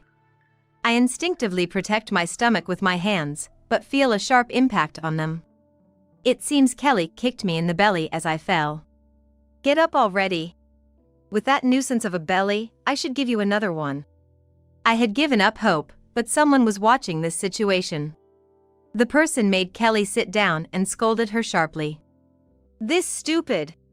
Thanks to the person, I was saved. My name is Nadia, and I'm 30 years old, currently pregnant. Despite some health issues due to the pregnancy, the joy of carrying the baby of the person I love keeps me going. Nadia, you okay? If you feel bad, say it right away. Yeah, thanks. Right now, we are on our way to my parents' house to announce the pregnancy. My husband, Tom, is driving and keeps checking on me. Of course, the first person I told about the pregnancy was Tom. When I told him after he came back from work, he was so happy despite being tired. A boy or a girl? Doesn't matter. Just as long as they're born healthy. I remember tearing up seeing him get emotional. Will the people we're about to tell be just as happy? Feeling nervous? Yeah. A little. Tom smiles at me, and I respond with a faint smile. If we were going to tell my biological parents, maybe I wouldn't be this nervous. It's a bit complicated. I lost my mother when I was young. Since then, my father has been raising my brother and me on his own. It must have been incredibly hard. I love my father so much. So when my brother moved out after getting married, and it was my turn, I worried about leaving my father alone. Dad, wanna live together? After discussing it with Tom, I offered this to my father. But his response was unexpected. You know, I've been thinking of remarrying. Apparently, he had been close with a woman for a while. And so, I got a new mother. When we arrived at my parents' house, my new mother greeted us. Hello, welcome. Mom, long time no see. Though I call her Mom, it feels awkward every time. She became my mother after I moved out, so I've barely met her. And unlike my laid-back father, she always seems strict. To put it simply, she's not easy to deal with. Today, I have something I want you all to hear. Beside my father sat my new mother, and beside me, Tom. After we all sat down facing each other in the living room, I nervously made my announcement. Oh, what is it? Well, it's still early, but I'm pregnant. Really? Congratulations. That's great. My dad's face lit up with his usual laugh lines, clearly delighted. I'm finally gonna be a grandpa. Guess it's about time I got old. I can't believe I'm gonna be a father. I'm so excited. While Tom and my dad were chatting away happily, I quietly observed my mom's reaction. She was expressionless, hard to read. What was she feeling right now? As I wondered, she suddenly stood up and left the room. Should I follow her? As I hesitated, she quickly returned. In her hands were a thin blanket and a cushion. Nadia, use these. But this room gets surprisingly cold. Oh, thank you. I felt a bit happy realizing she was concerned for me. Yet, my mom always had a stern look. Was it her cold, business-like demeanor that made her seem unapproachable? A simple congratulations would have made me happier. Maybe then, we could have gotten closer. I was thinking such wishful thoughts. We planned to leave right after the announcement, but my brother and his wife Kelly visited, changing our plans. Tom and I live about an hour's drive from my parents' house. In contrast, my brother and Kelly lived just a 5-minute drive away. They often visited on days off, like today. It was an unexpected encounter, but a good opportunity, so I shared the news of my pregnancy. No way! Darn, you beat me to it. That's frustrating. I chuckled at my brother jokingly expressing his disappointment. Kelly lightly tapped his head. What are you talking about? First, congratulations. Congratulations, Nadia. Thank you. Kelly had a vibe similar to my mom's. Straightforward and kind, but somewhat intimidating. But honestly, I'm envious. We've been trying with no luck. Just getting older over here. At this rate, we'll be old before we know it. I'm only 2 years younger than you. Thanks for the consolation. Kelly sometimes made self-deprecating comments like this. I always find it hard to respond in these moments. Well, we should probably get going, Tom. Yeah, sounds good. As we were about to leave, my parents and my brother's family offered to see us out. I felt a bit dizzy, maybe from the pregnancy or just the tension. I needed to be careful not to fall. I was holding on to the handrail for safety when suddenly, I felt a heavy impact on my right shoulder from behind. Ouch! I almost stumbled but managed to stay upright thanks to the handrail. Sorry. Nadia. I accidentally tripped and bumped into you. Are you okay? Yes, I'm fine. It was Kelly who had bumped into me. Tripped? But we were just walking down a straight hallway. Can that really happen? Normally, wouldn't you grab the handrail or the person next to you if you were about to fall? Why would she bump into me, knowing I was pregnant? A chill ran down my spine, feeling uneasy. Sorry. Oh, you don't think I did it on purpose, do you? Don't look at me like that. It's okay. I'm fine. I couldn't accuse her without proof. Maybe it was just an accident. With that, we left my parents' house without saying anything else. After getting home, I took some time to think. Maybe I'm being a bit oversensitive because of the pregnancy. I've always gotten along okay with Kelly. There are things about her that I find difficult, but we've never really had a problem. I'm sure that feeling of malice I sensed was just in my head.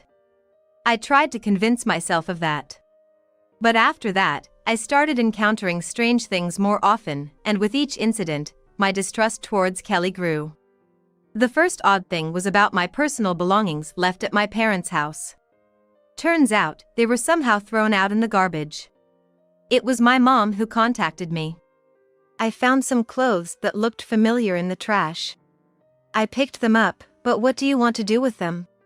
Can you leave them as they are? I'd like to check them. Later, when Tom and I went to check, they were indeed my belongings. Both my mom and dad said they would go into my room, but they wouldn't throw anything away without asking. So, who did? Well, the day before the garbage day, Kelly came over to visit. Oddly enough, she was alone. What? My heart raced. Previous incidents came flooding back. My mom looked at me silently, then said something as if she had sensed something. Maybe I shouldn't have said that. It's not good to suspect without proof, but maybe you should ask. What will you do? What can I do? It bothered me. But I didn't want to stir up unnecessary trouble. It's okay. She probably just came over to visit. All right. Then, for a while, nothing happened. Fortunately, my pregnancy was going well, and the baby was growing healthy. Before I knew it, I was already 8 months pregnant. By this time, I had entered a stable period of the pregnancy, and my physical condition had improved. Since I hadn't seen Kelly in a while, there were no more troubles. Then one day, my dad invited us over, saying, "Why don't you and Tom come over on your next day off?" He picked a day when there was a big festival near our parents' house. Every year, we gather at our parents' house for this festival. It's a big, noisy celebration with all our relatives.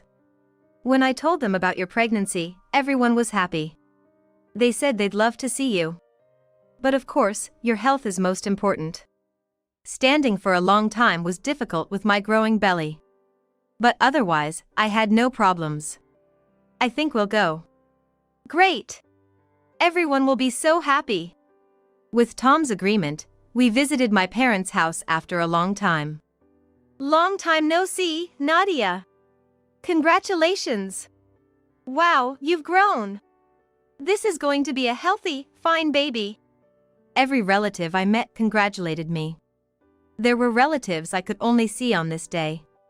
I was so happy that I moved around more than I should have. Nadia, aren't you moving too much? Isn't your belly tight? It was my mom who pointed it out to me, as I hadn't even noticed the tightness in my belly. Oh, true. It might be a bit tight. Do take care. You're this child's mother, after all. Mom said sternly, then took my hand and led me to the next room. There was a mattress in that room. Lie down for a bit. Thank you. I could hear everyone's voices from the slightly distant room. Lying down, I realized I was more tired than I thought. I felt like I could fall asleep right there. As my head started to get fuzzy and I began to doze off, I felt a light tap on my head. Huh? When I opened my eyes, there was Kelly with a stern face. Hey! What are you doing here? Everyone's come to see Nadia, right? Sleeping is just selfish. Come on, get up.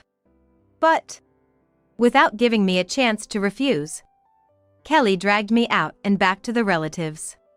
Oh, Nadia. Where have you been?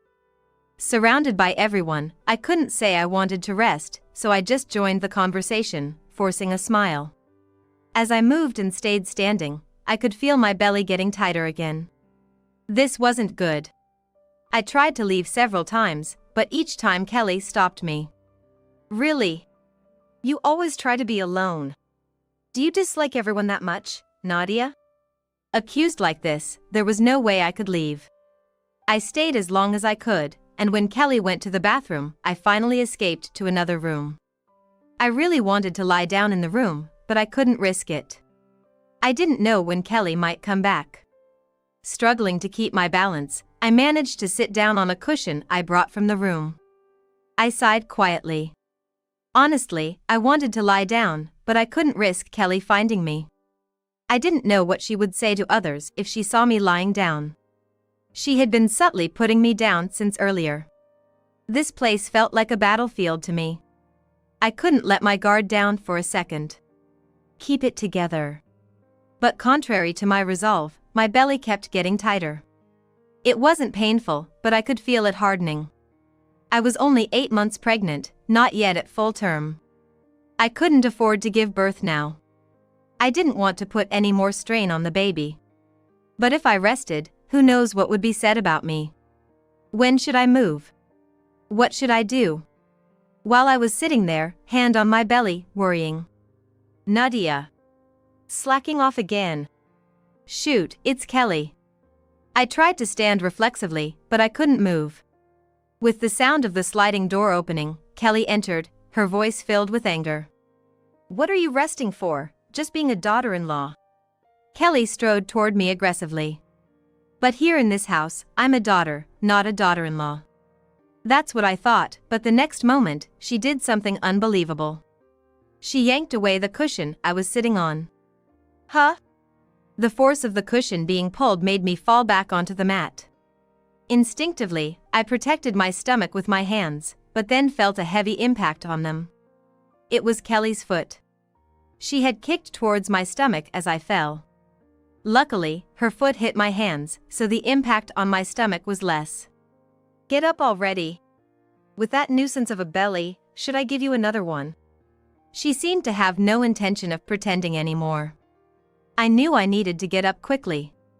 But my heavy belly and the shock of what just happened slowed me down. You're so slow. As I was on all fours, Kelly clicked her tongue and raised her foot again. Stop! I couldn't react in time. I braced myself for the impact, curling up tightly. That's when it happened. Stop it! A loud, authoritative voice echoed in the room. Looking towards the voice, I saw my mother standing there, her expression fierce. Don't move! You hear me! My mother walked over briskly and crouched next to me. Mom! How's your belly? Did you hit your head? Are you okay? Any pain? Mom, with furrowed brows, checked over my body. Yes. I'm okay. Just scraped my leg a bit, nothing serious. Show me. But it's just a little. Just show me. I extended my right leg as told. It wasn't a big deal. When I fell, I couldn't break my fall properly because I was protecting my belly, so I just scraped my knee. It was a bit raw, but not a serious injury. I was relieved that the baby was okay. But seeing my reddened knee, Mom's frown deepened. It looks painful. We need to disinfect it. It's really not a big deal. Don't say it's not a big deal. Your body is important. But first. Mom slowly turned around and glared sharply at Kelly. Kelly, sit down over there. It's not what it looks like. I was just trying to, Just sit down. Kelly, sharply ordered by my mom, sat down with a pale face. Mom then took a deep breath and shouted even louder than before. This stupid. The air in the room became tense. Startled by the volume of her voice, Kelly shrieked and recoiled. Kelly, do you realize what you've done? It's not like that. I was just trying to straighten the cushion, and Nadia fell over. Right, Nadia? Straighten the cushion? That's impossible. Kelly clearly yanked it out. Besides, why would anyone need to straighten a cushion that someone is sitting on? It makes no sense and is totally unnecessary. I responded after a brief pause. You were trying to straighten it? Yes.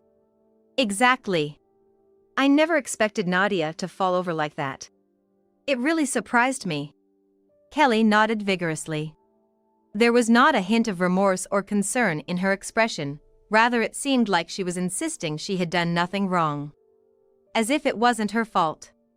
Rather, it was clumsy of me to fall. It felt like I could hear Kelly's thoughts. She was planning to get away with it. But I was certain. Kelly had definitely done it on purpose. At that moment, I was terrified. Not just for myself, but for the baby in my belly. The thought of what could have happened if I hadn't protected my belly. If she had kicked me directly, it would have been chilling. I had so much I wanted to say to Kelly, but the words just wouldn't come out. Seeing my struggle, Kelly smirked. Look. It seems Nadia has nothing to counter with, so let's just end this topic here. We're about to run out of drinks, and I should go check on everyone. Just sitting there smugly earlier. And now using this as an excuse to escape. Kelly stood up hurriedly. Mom watched silently. She's going to get away. I have to say something. After all that happened, after putting my baby at risk, I couldn't just stay silent. In my panic and confusion, I managed to blurt out. You kicked me. Kelly turned back with a startled look. What are you saying, Nadia? You definitely kicked me, Kelly. Whether pulling the cushion was deliberate or not, I don't know. But you aimed for my belly. Wait, Nadia. Kelly came rushing towards me, flustered. Calm down, there must be some misunderstanding. I am calm. It's not a misunderstanding. You definitely kicked me. If Mom hadn't come in, you would have kicked me again. No way I would do that. Shut up. Just be quiet. Kelly reached out to cover my mouth. I almost staggered, but Mom quickly supported me. Calm down. Mom looked up sharply at Kelly. Kelly, who seemed to be weak against Mom, froze, then stepped back a few paces. When Mom quietly said again, "Sit down," Kelly wobbled back to the chair. I've been listening quietly to both sides, but I never imagined it would come to this. Please believe me. Nadia must be getting overly sensitive because of her pregnancy. She's having delusions. Kelly burst into tears. Not only was she good with words, but she also knew how to play the emotional card. Meanwhile, I had no evidence, and I struggled to explain myself. When emotional, I found it even harder to speak. Would I just lose to Kelly's claims and end up crying myself to sleep again? Is this how I'm going to live from now on? Tears welled up, and I looked down. Then, I felt a strong movement in my belly. From there, the fetus began to move again. As if the baby inside was encouraging me. Right, I'm going to be a mother. I can't let someone like her have her way. Wiping away my tears, I straightened up and faced forward. I may be extra cautious for the sake of my precious child. But this is not a delusion. Kelly, you did kick my belly. Kelly looked at me, her eyes wide. Ignoring her, I continued. It's not just that.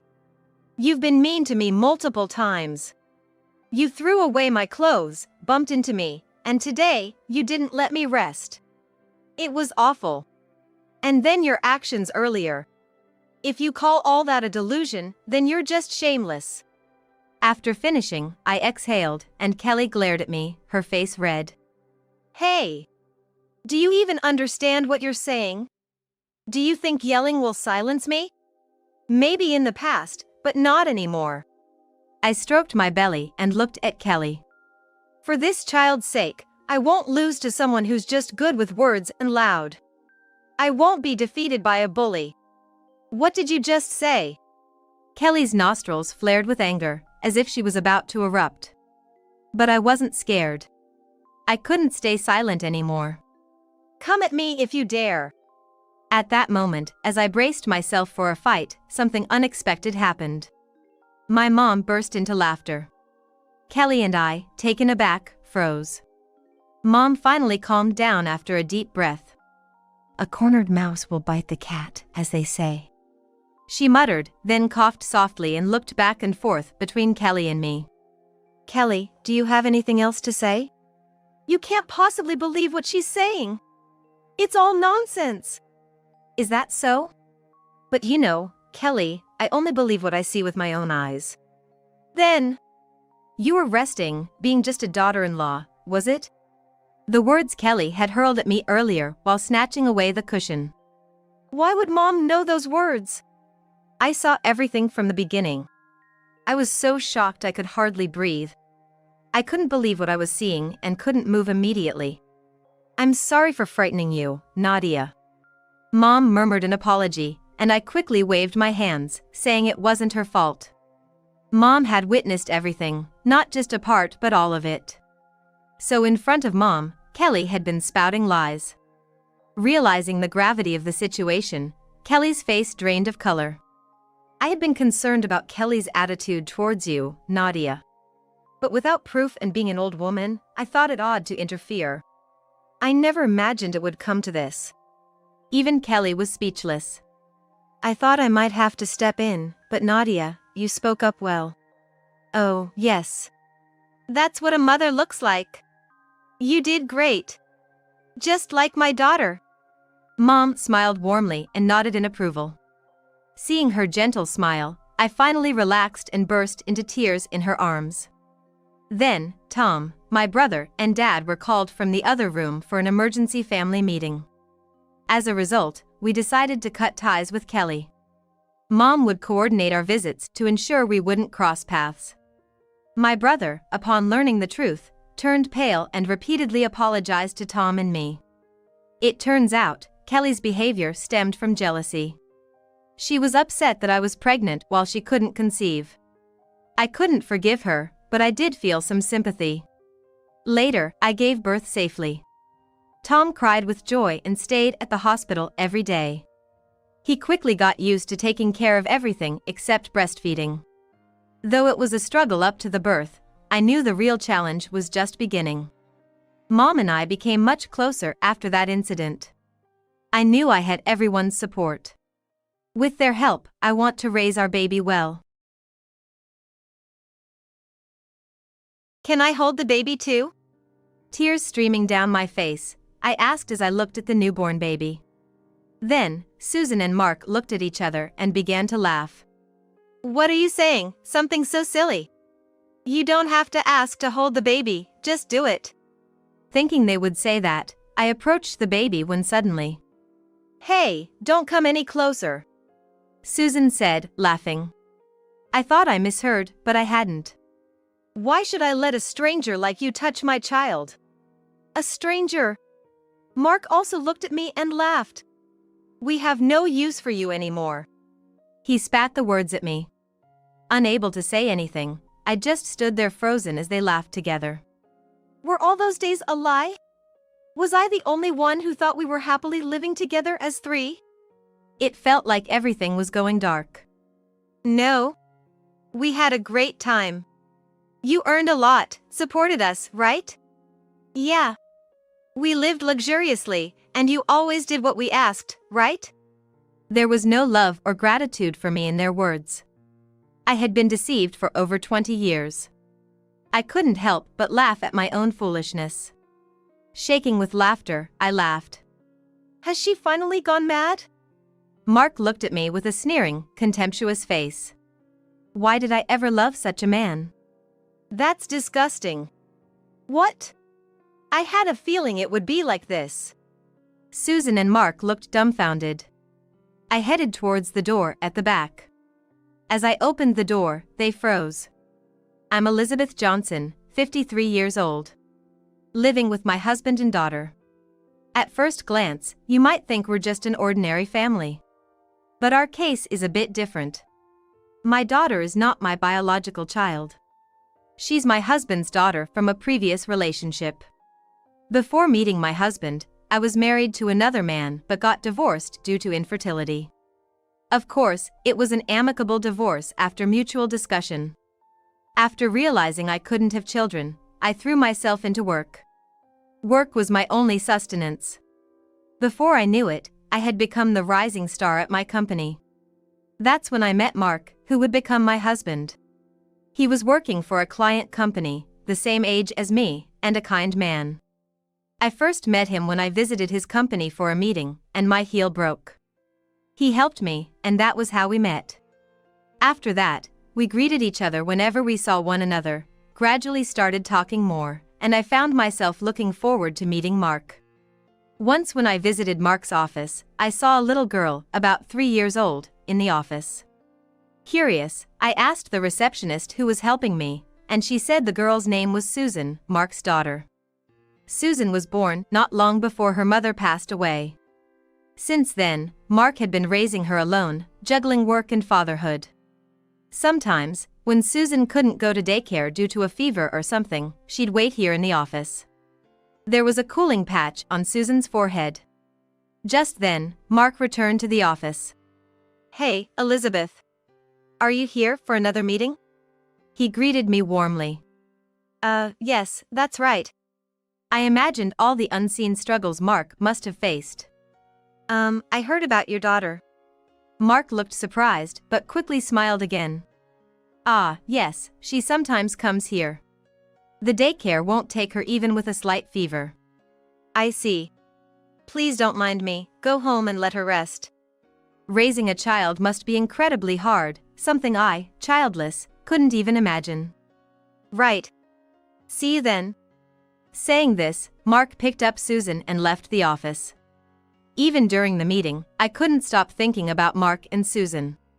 There are many single parents out there, each with their own struggles. Surely, every family has its own set of struggles and challenges. And of course, even in families where both parents are present, it doesn't mean there are no hardships. I, unable to have children, would never know such struggles in my lifetime. Suddenly, dedicating my life to work felt lonely. I wondered if there was anything I could do to lessen Mark's burden. Unbeknownst to me, my heart had already been stolen by Mark. Since then, I sought more opportunities to talk to Mark. Exchanging contact information and going out for meals with Susan didn't take long. Susan grew fond of me, and the three of us started spending more time together. When Susan turned 4, she casually said, "I want to eat Elizabeth's cooking every day." Her words drove my feelings. Mark, a bit embarrassed, scolded her. "Now, Susan. Elizabeth is busy, don't make unreasonable requests." But what was he really thinking? A few days later, while at the park with them, I asked Mark. I was really happy about what Susan said the other day.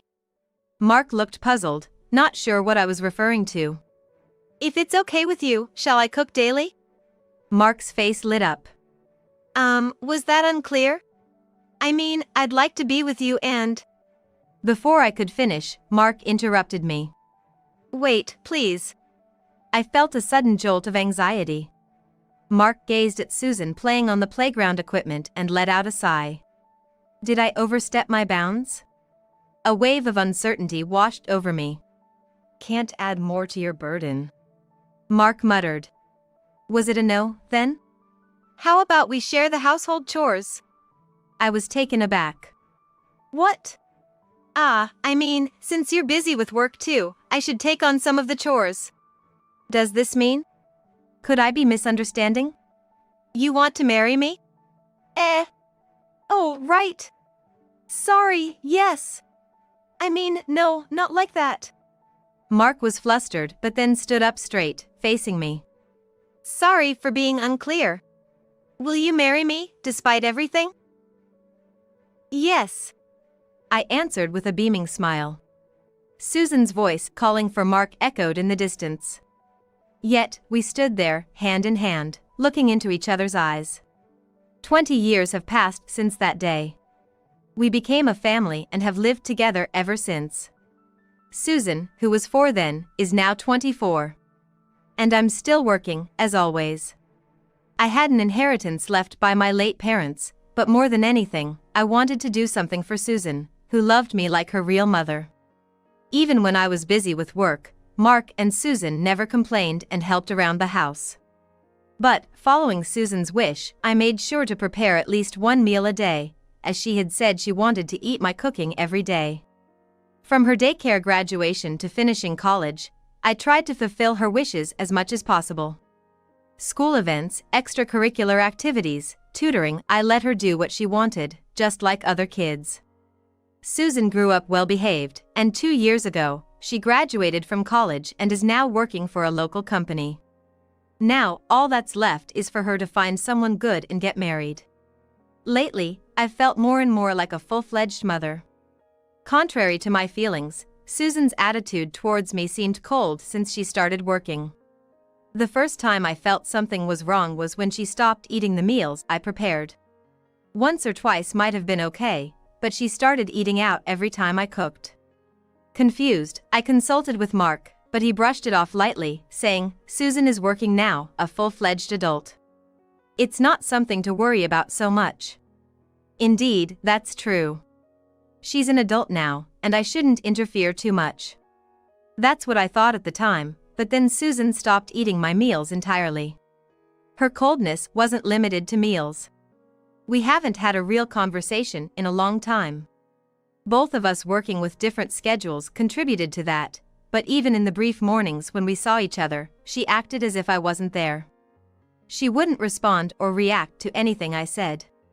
One night, when I was eating a late dinner after returning home, Susan came back. Welcome home, Susan.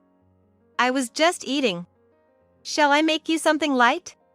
I tried speaking up, but Susan just sighed heavily and retreated to her room without a word. Did I unknowingly hurt Susan? Feeling anxious, I talked to Mark again, but he dismissed it, saying maybe Susan's just tired from her new job. Despite Susan's cold behavior, I never changed my attitude.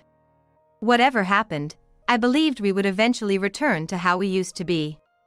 Blood-related or not, Susan was my daughter. Though days of being ignored and treated coldly continued, I never gave up on talking to Susan every day. Time passed. How long has it been since Susan and I last spoke? Yet, I kept greeting her as usual. Good morning. Have a great day at work. Bye. I watched her leave without touching the breakfast I made, silent. How long will these days continue? I might be reaching my limit. With these thoughts, I headed to work. Over the years, none of my colleagues could give me a satisfactory answer, dismissing it as a delayed rebellious phase or just a phase people go through. Eventually, I stopped consulting anyone and kept worrying alone. Returning home became a source of dread. Especially on days when I could leave work on time.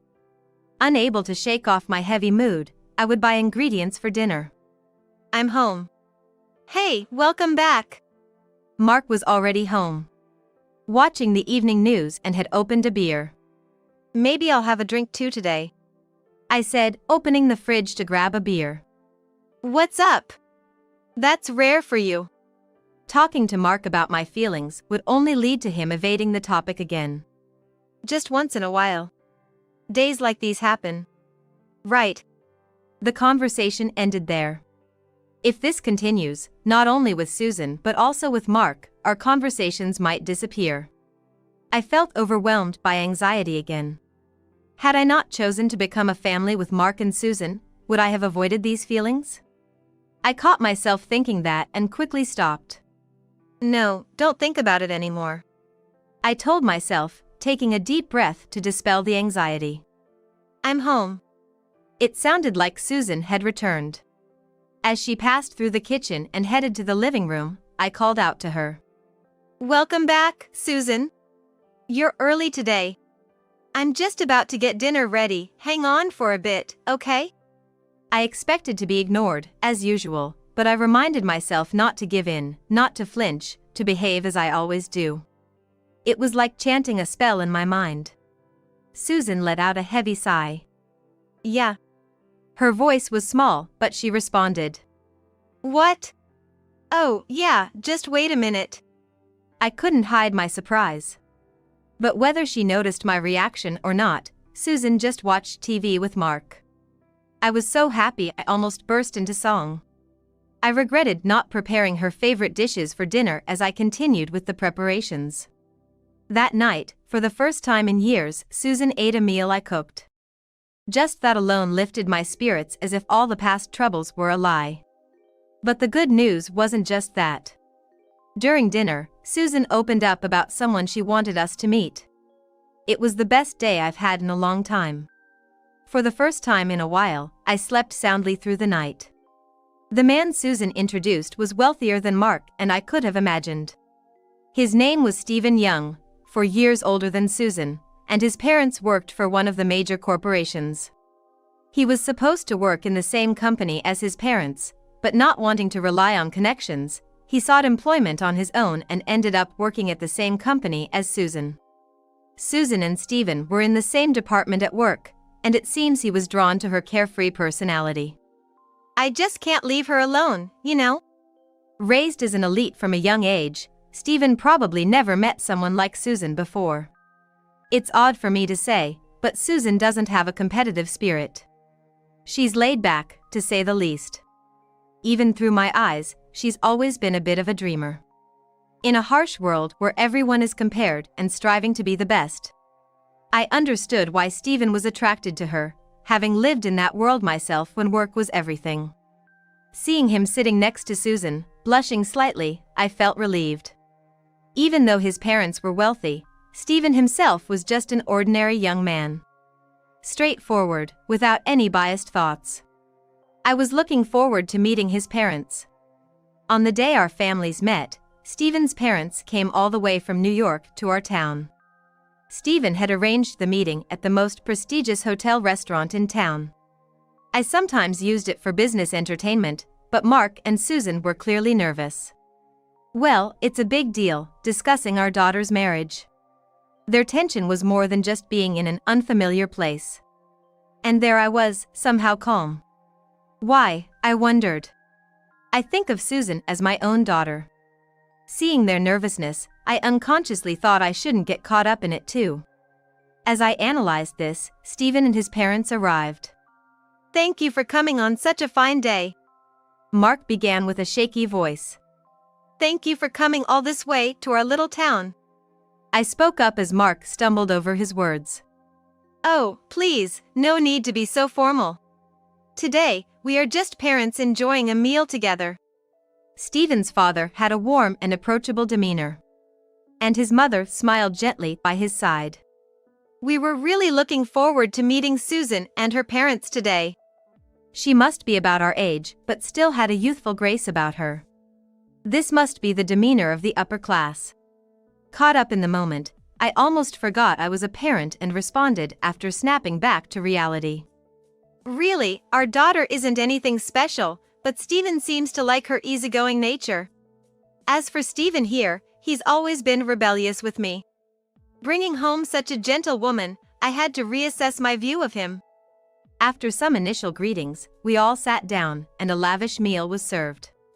Susan and Mark seemed to relax a bit as they saw the fancy dishes. By the time the champagne for the toast was empty, we were all engaged in pleasant conversation. I was initially on guard, thinking they were from the upper class, but the more we talked, the more we got along. Turns out, Stephen's father wasn't born wealthy. We talked about our younger days, hobbies, and recent interests, with our generation's topics dominating the conversation, leaving the young couple blinking in surprise. Before we knew it, the main course was over, and dessert and coffee were served. The meeting ended on a cheerful note. I exchanged contact details with Stephen's mother, and we even became close enough to go out for lunch together sometimes. A few months later, Stephen and Susan had a grand wedding and started living in a condo near our house. A year later, we were overjoyed to learn that Susan was pregnant. She quit her job without hesitation and started visiting our house frequently. She spent more time at our place than in her new home with Stephen.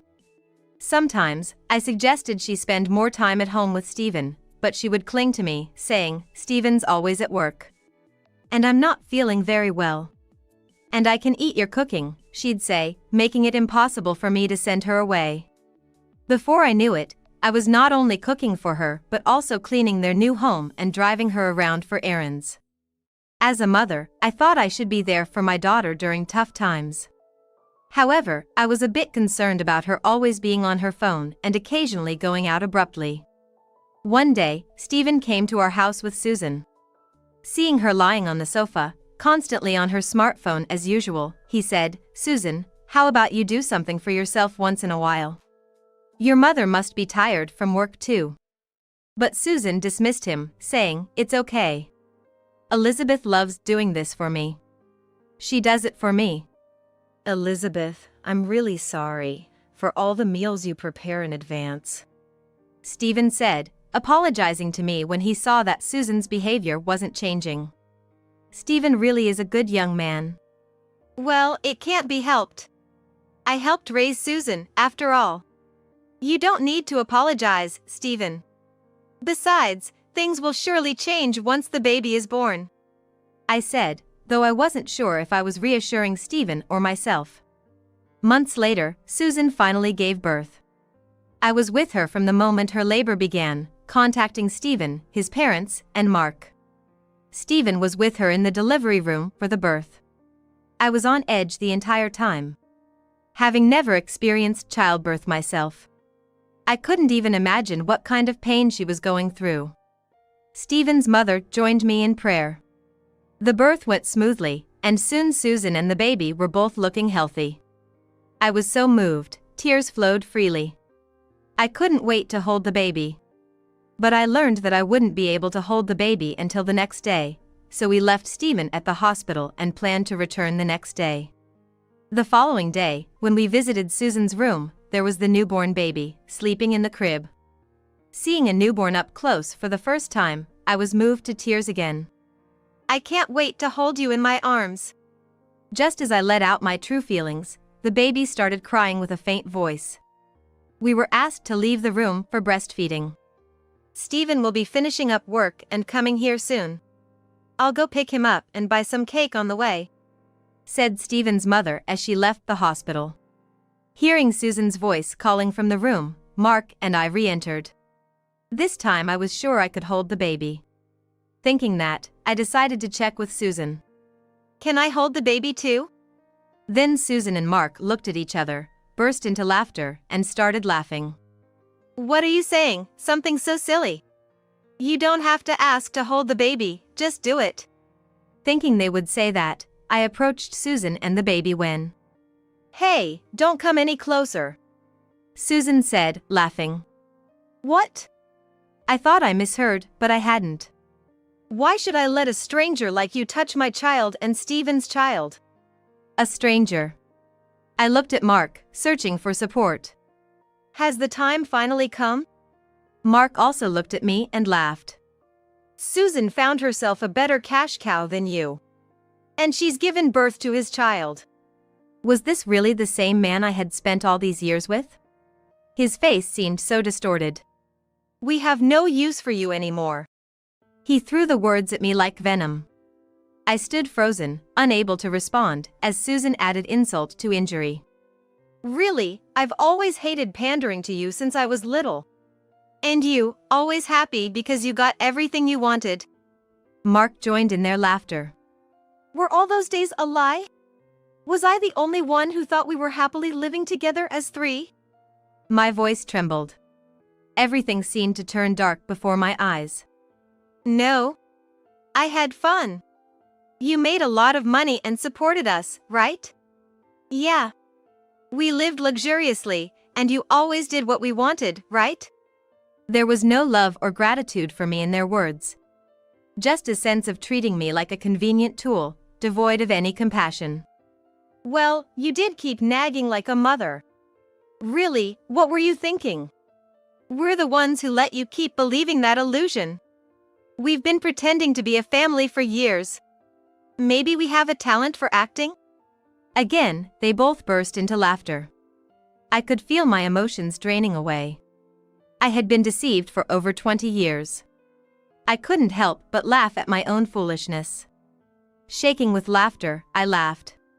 Mark and Susan looked at me as if I were something strange. Has she finally gone mad? Mark watched me with a sneering, contemptuous face. Why did I ever love such a man? That's disgusting. What?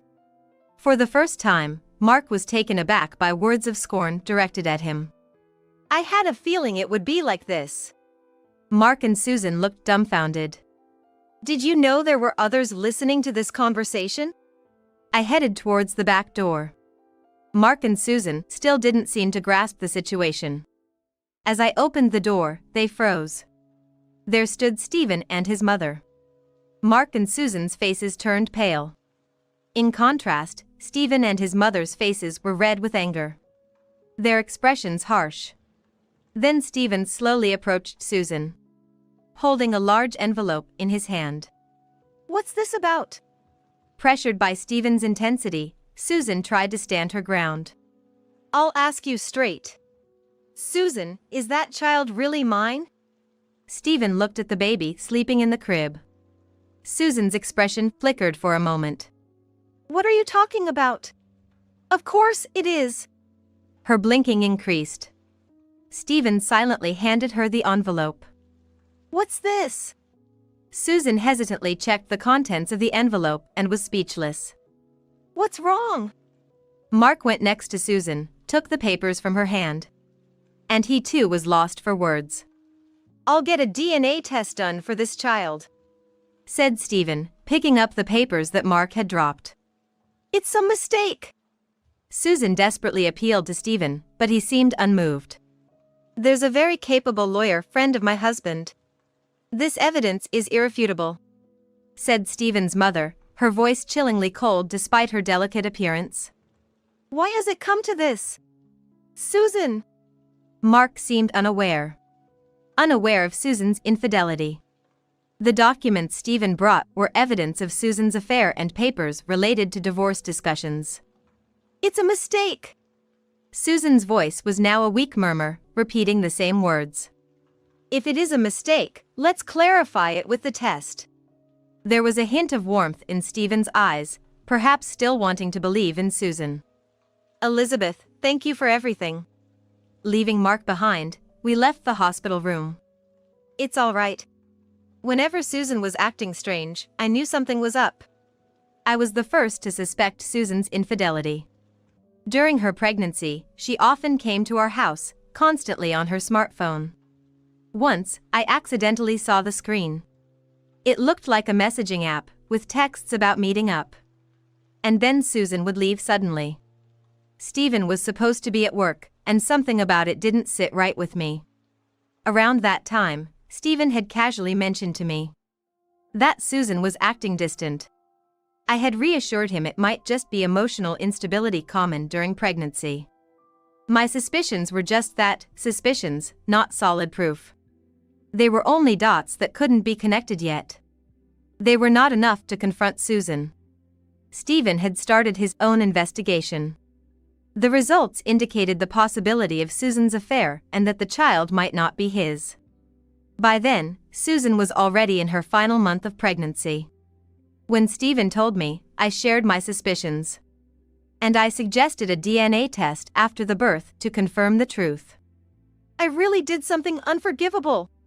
Despite being deceived, the fact that I raised that child as my own hasn't changed.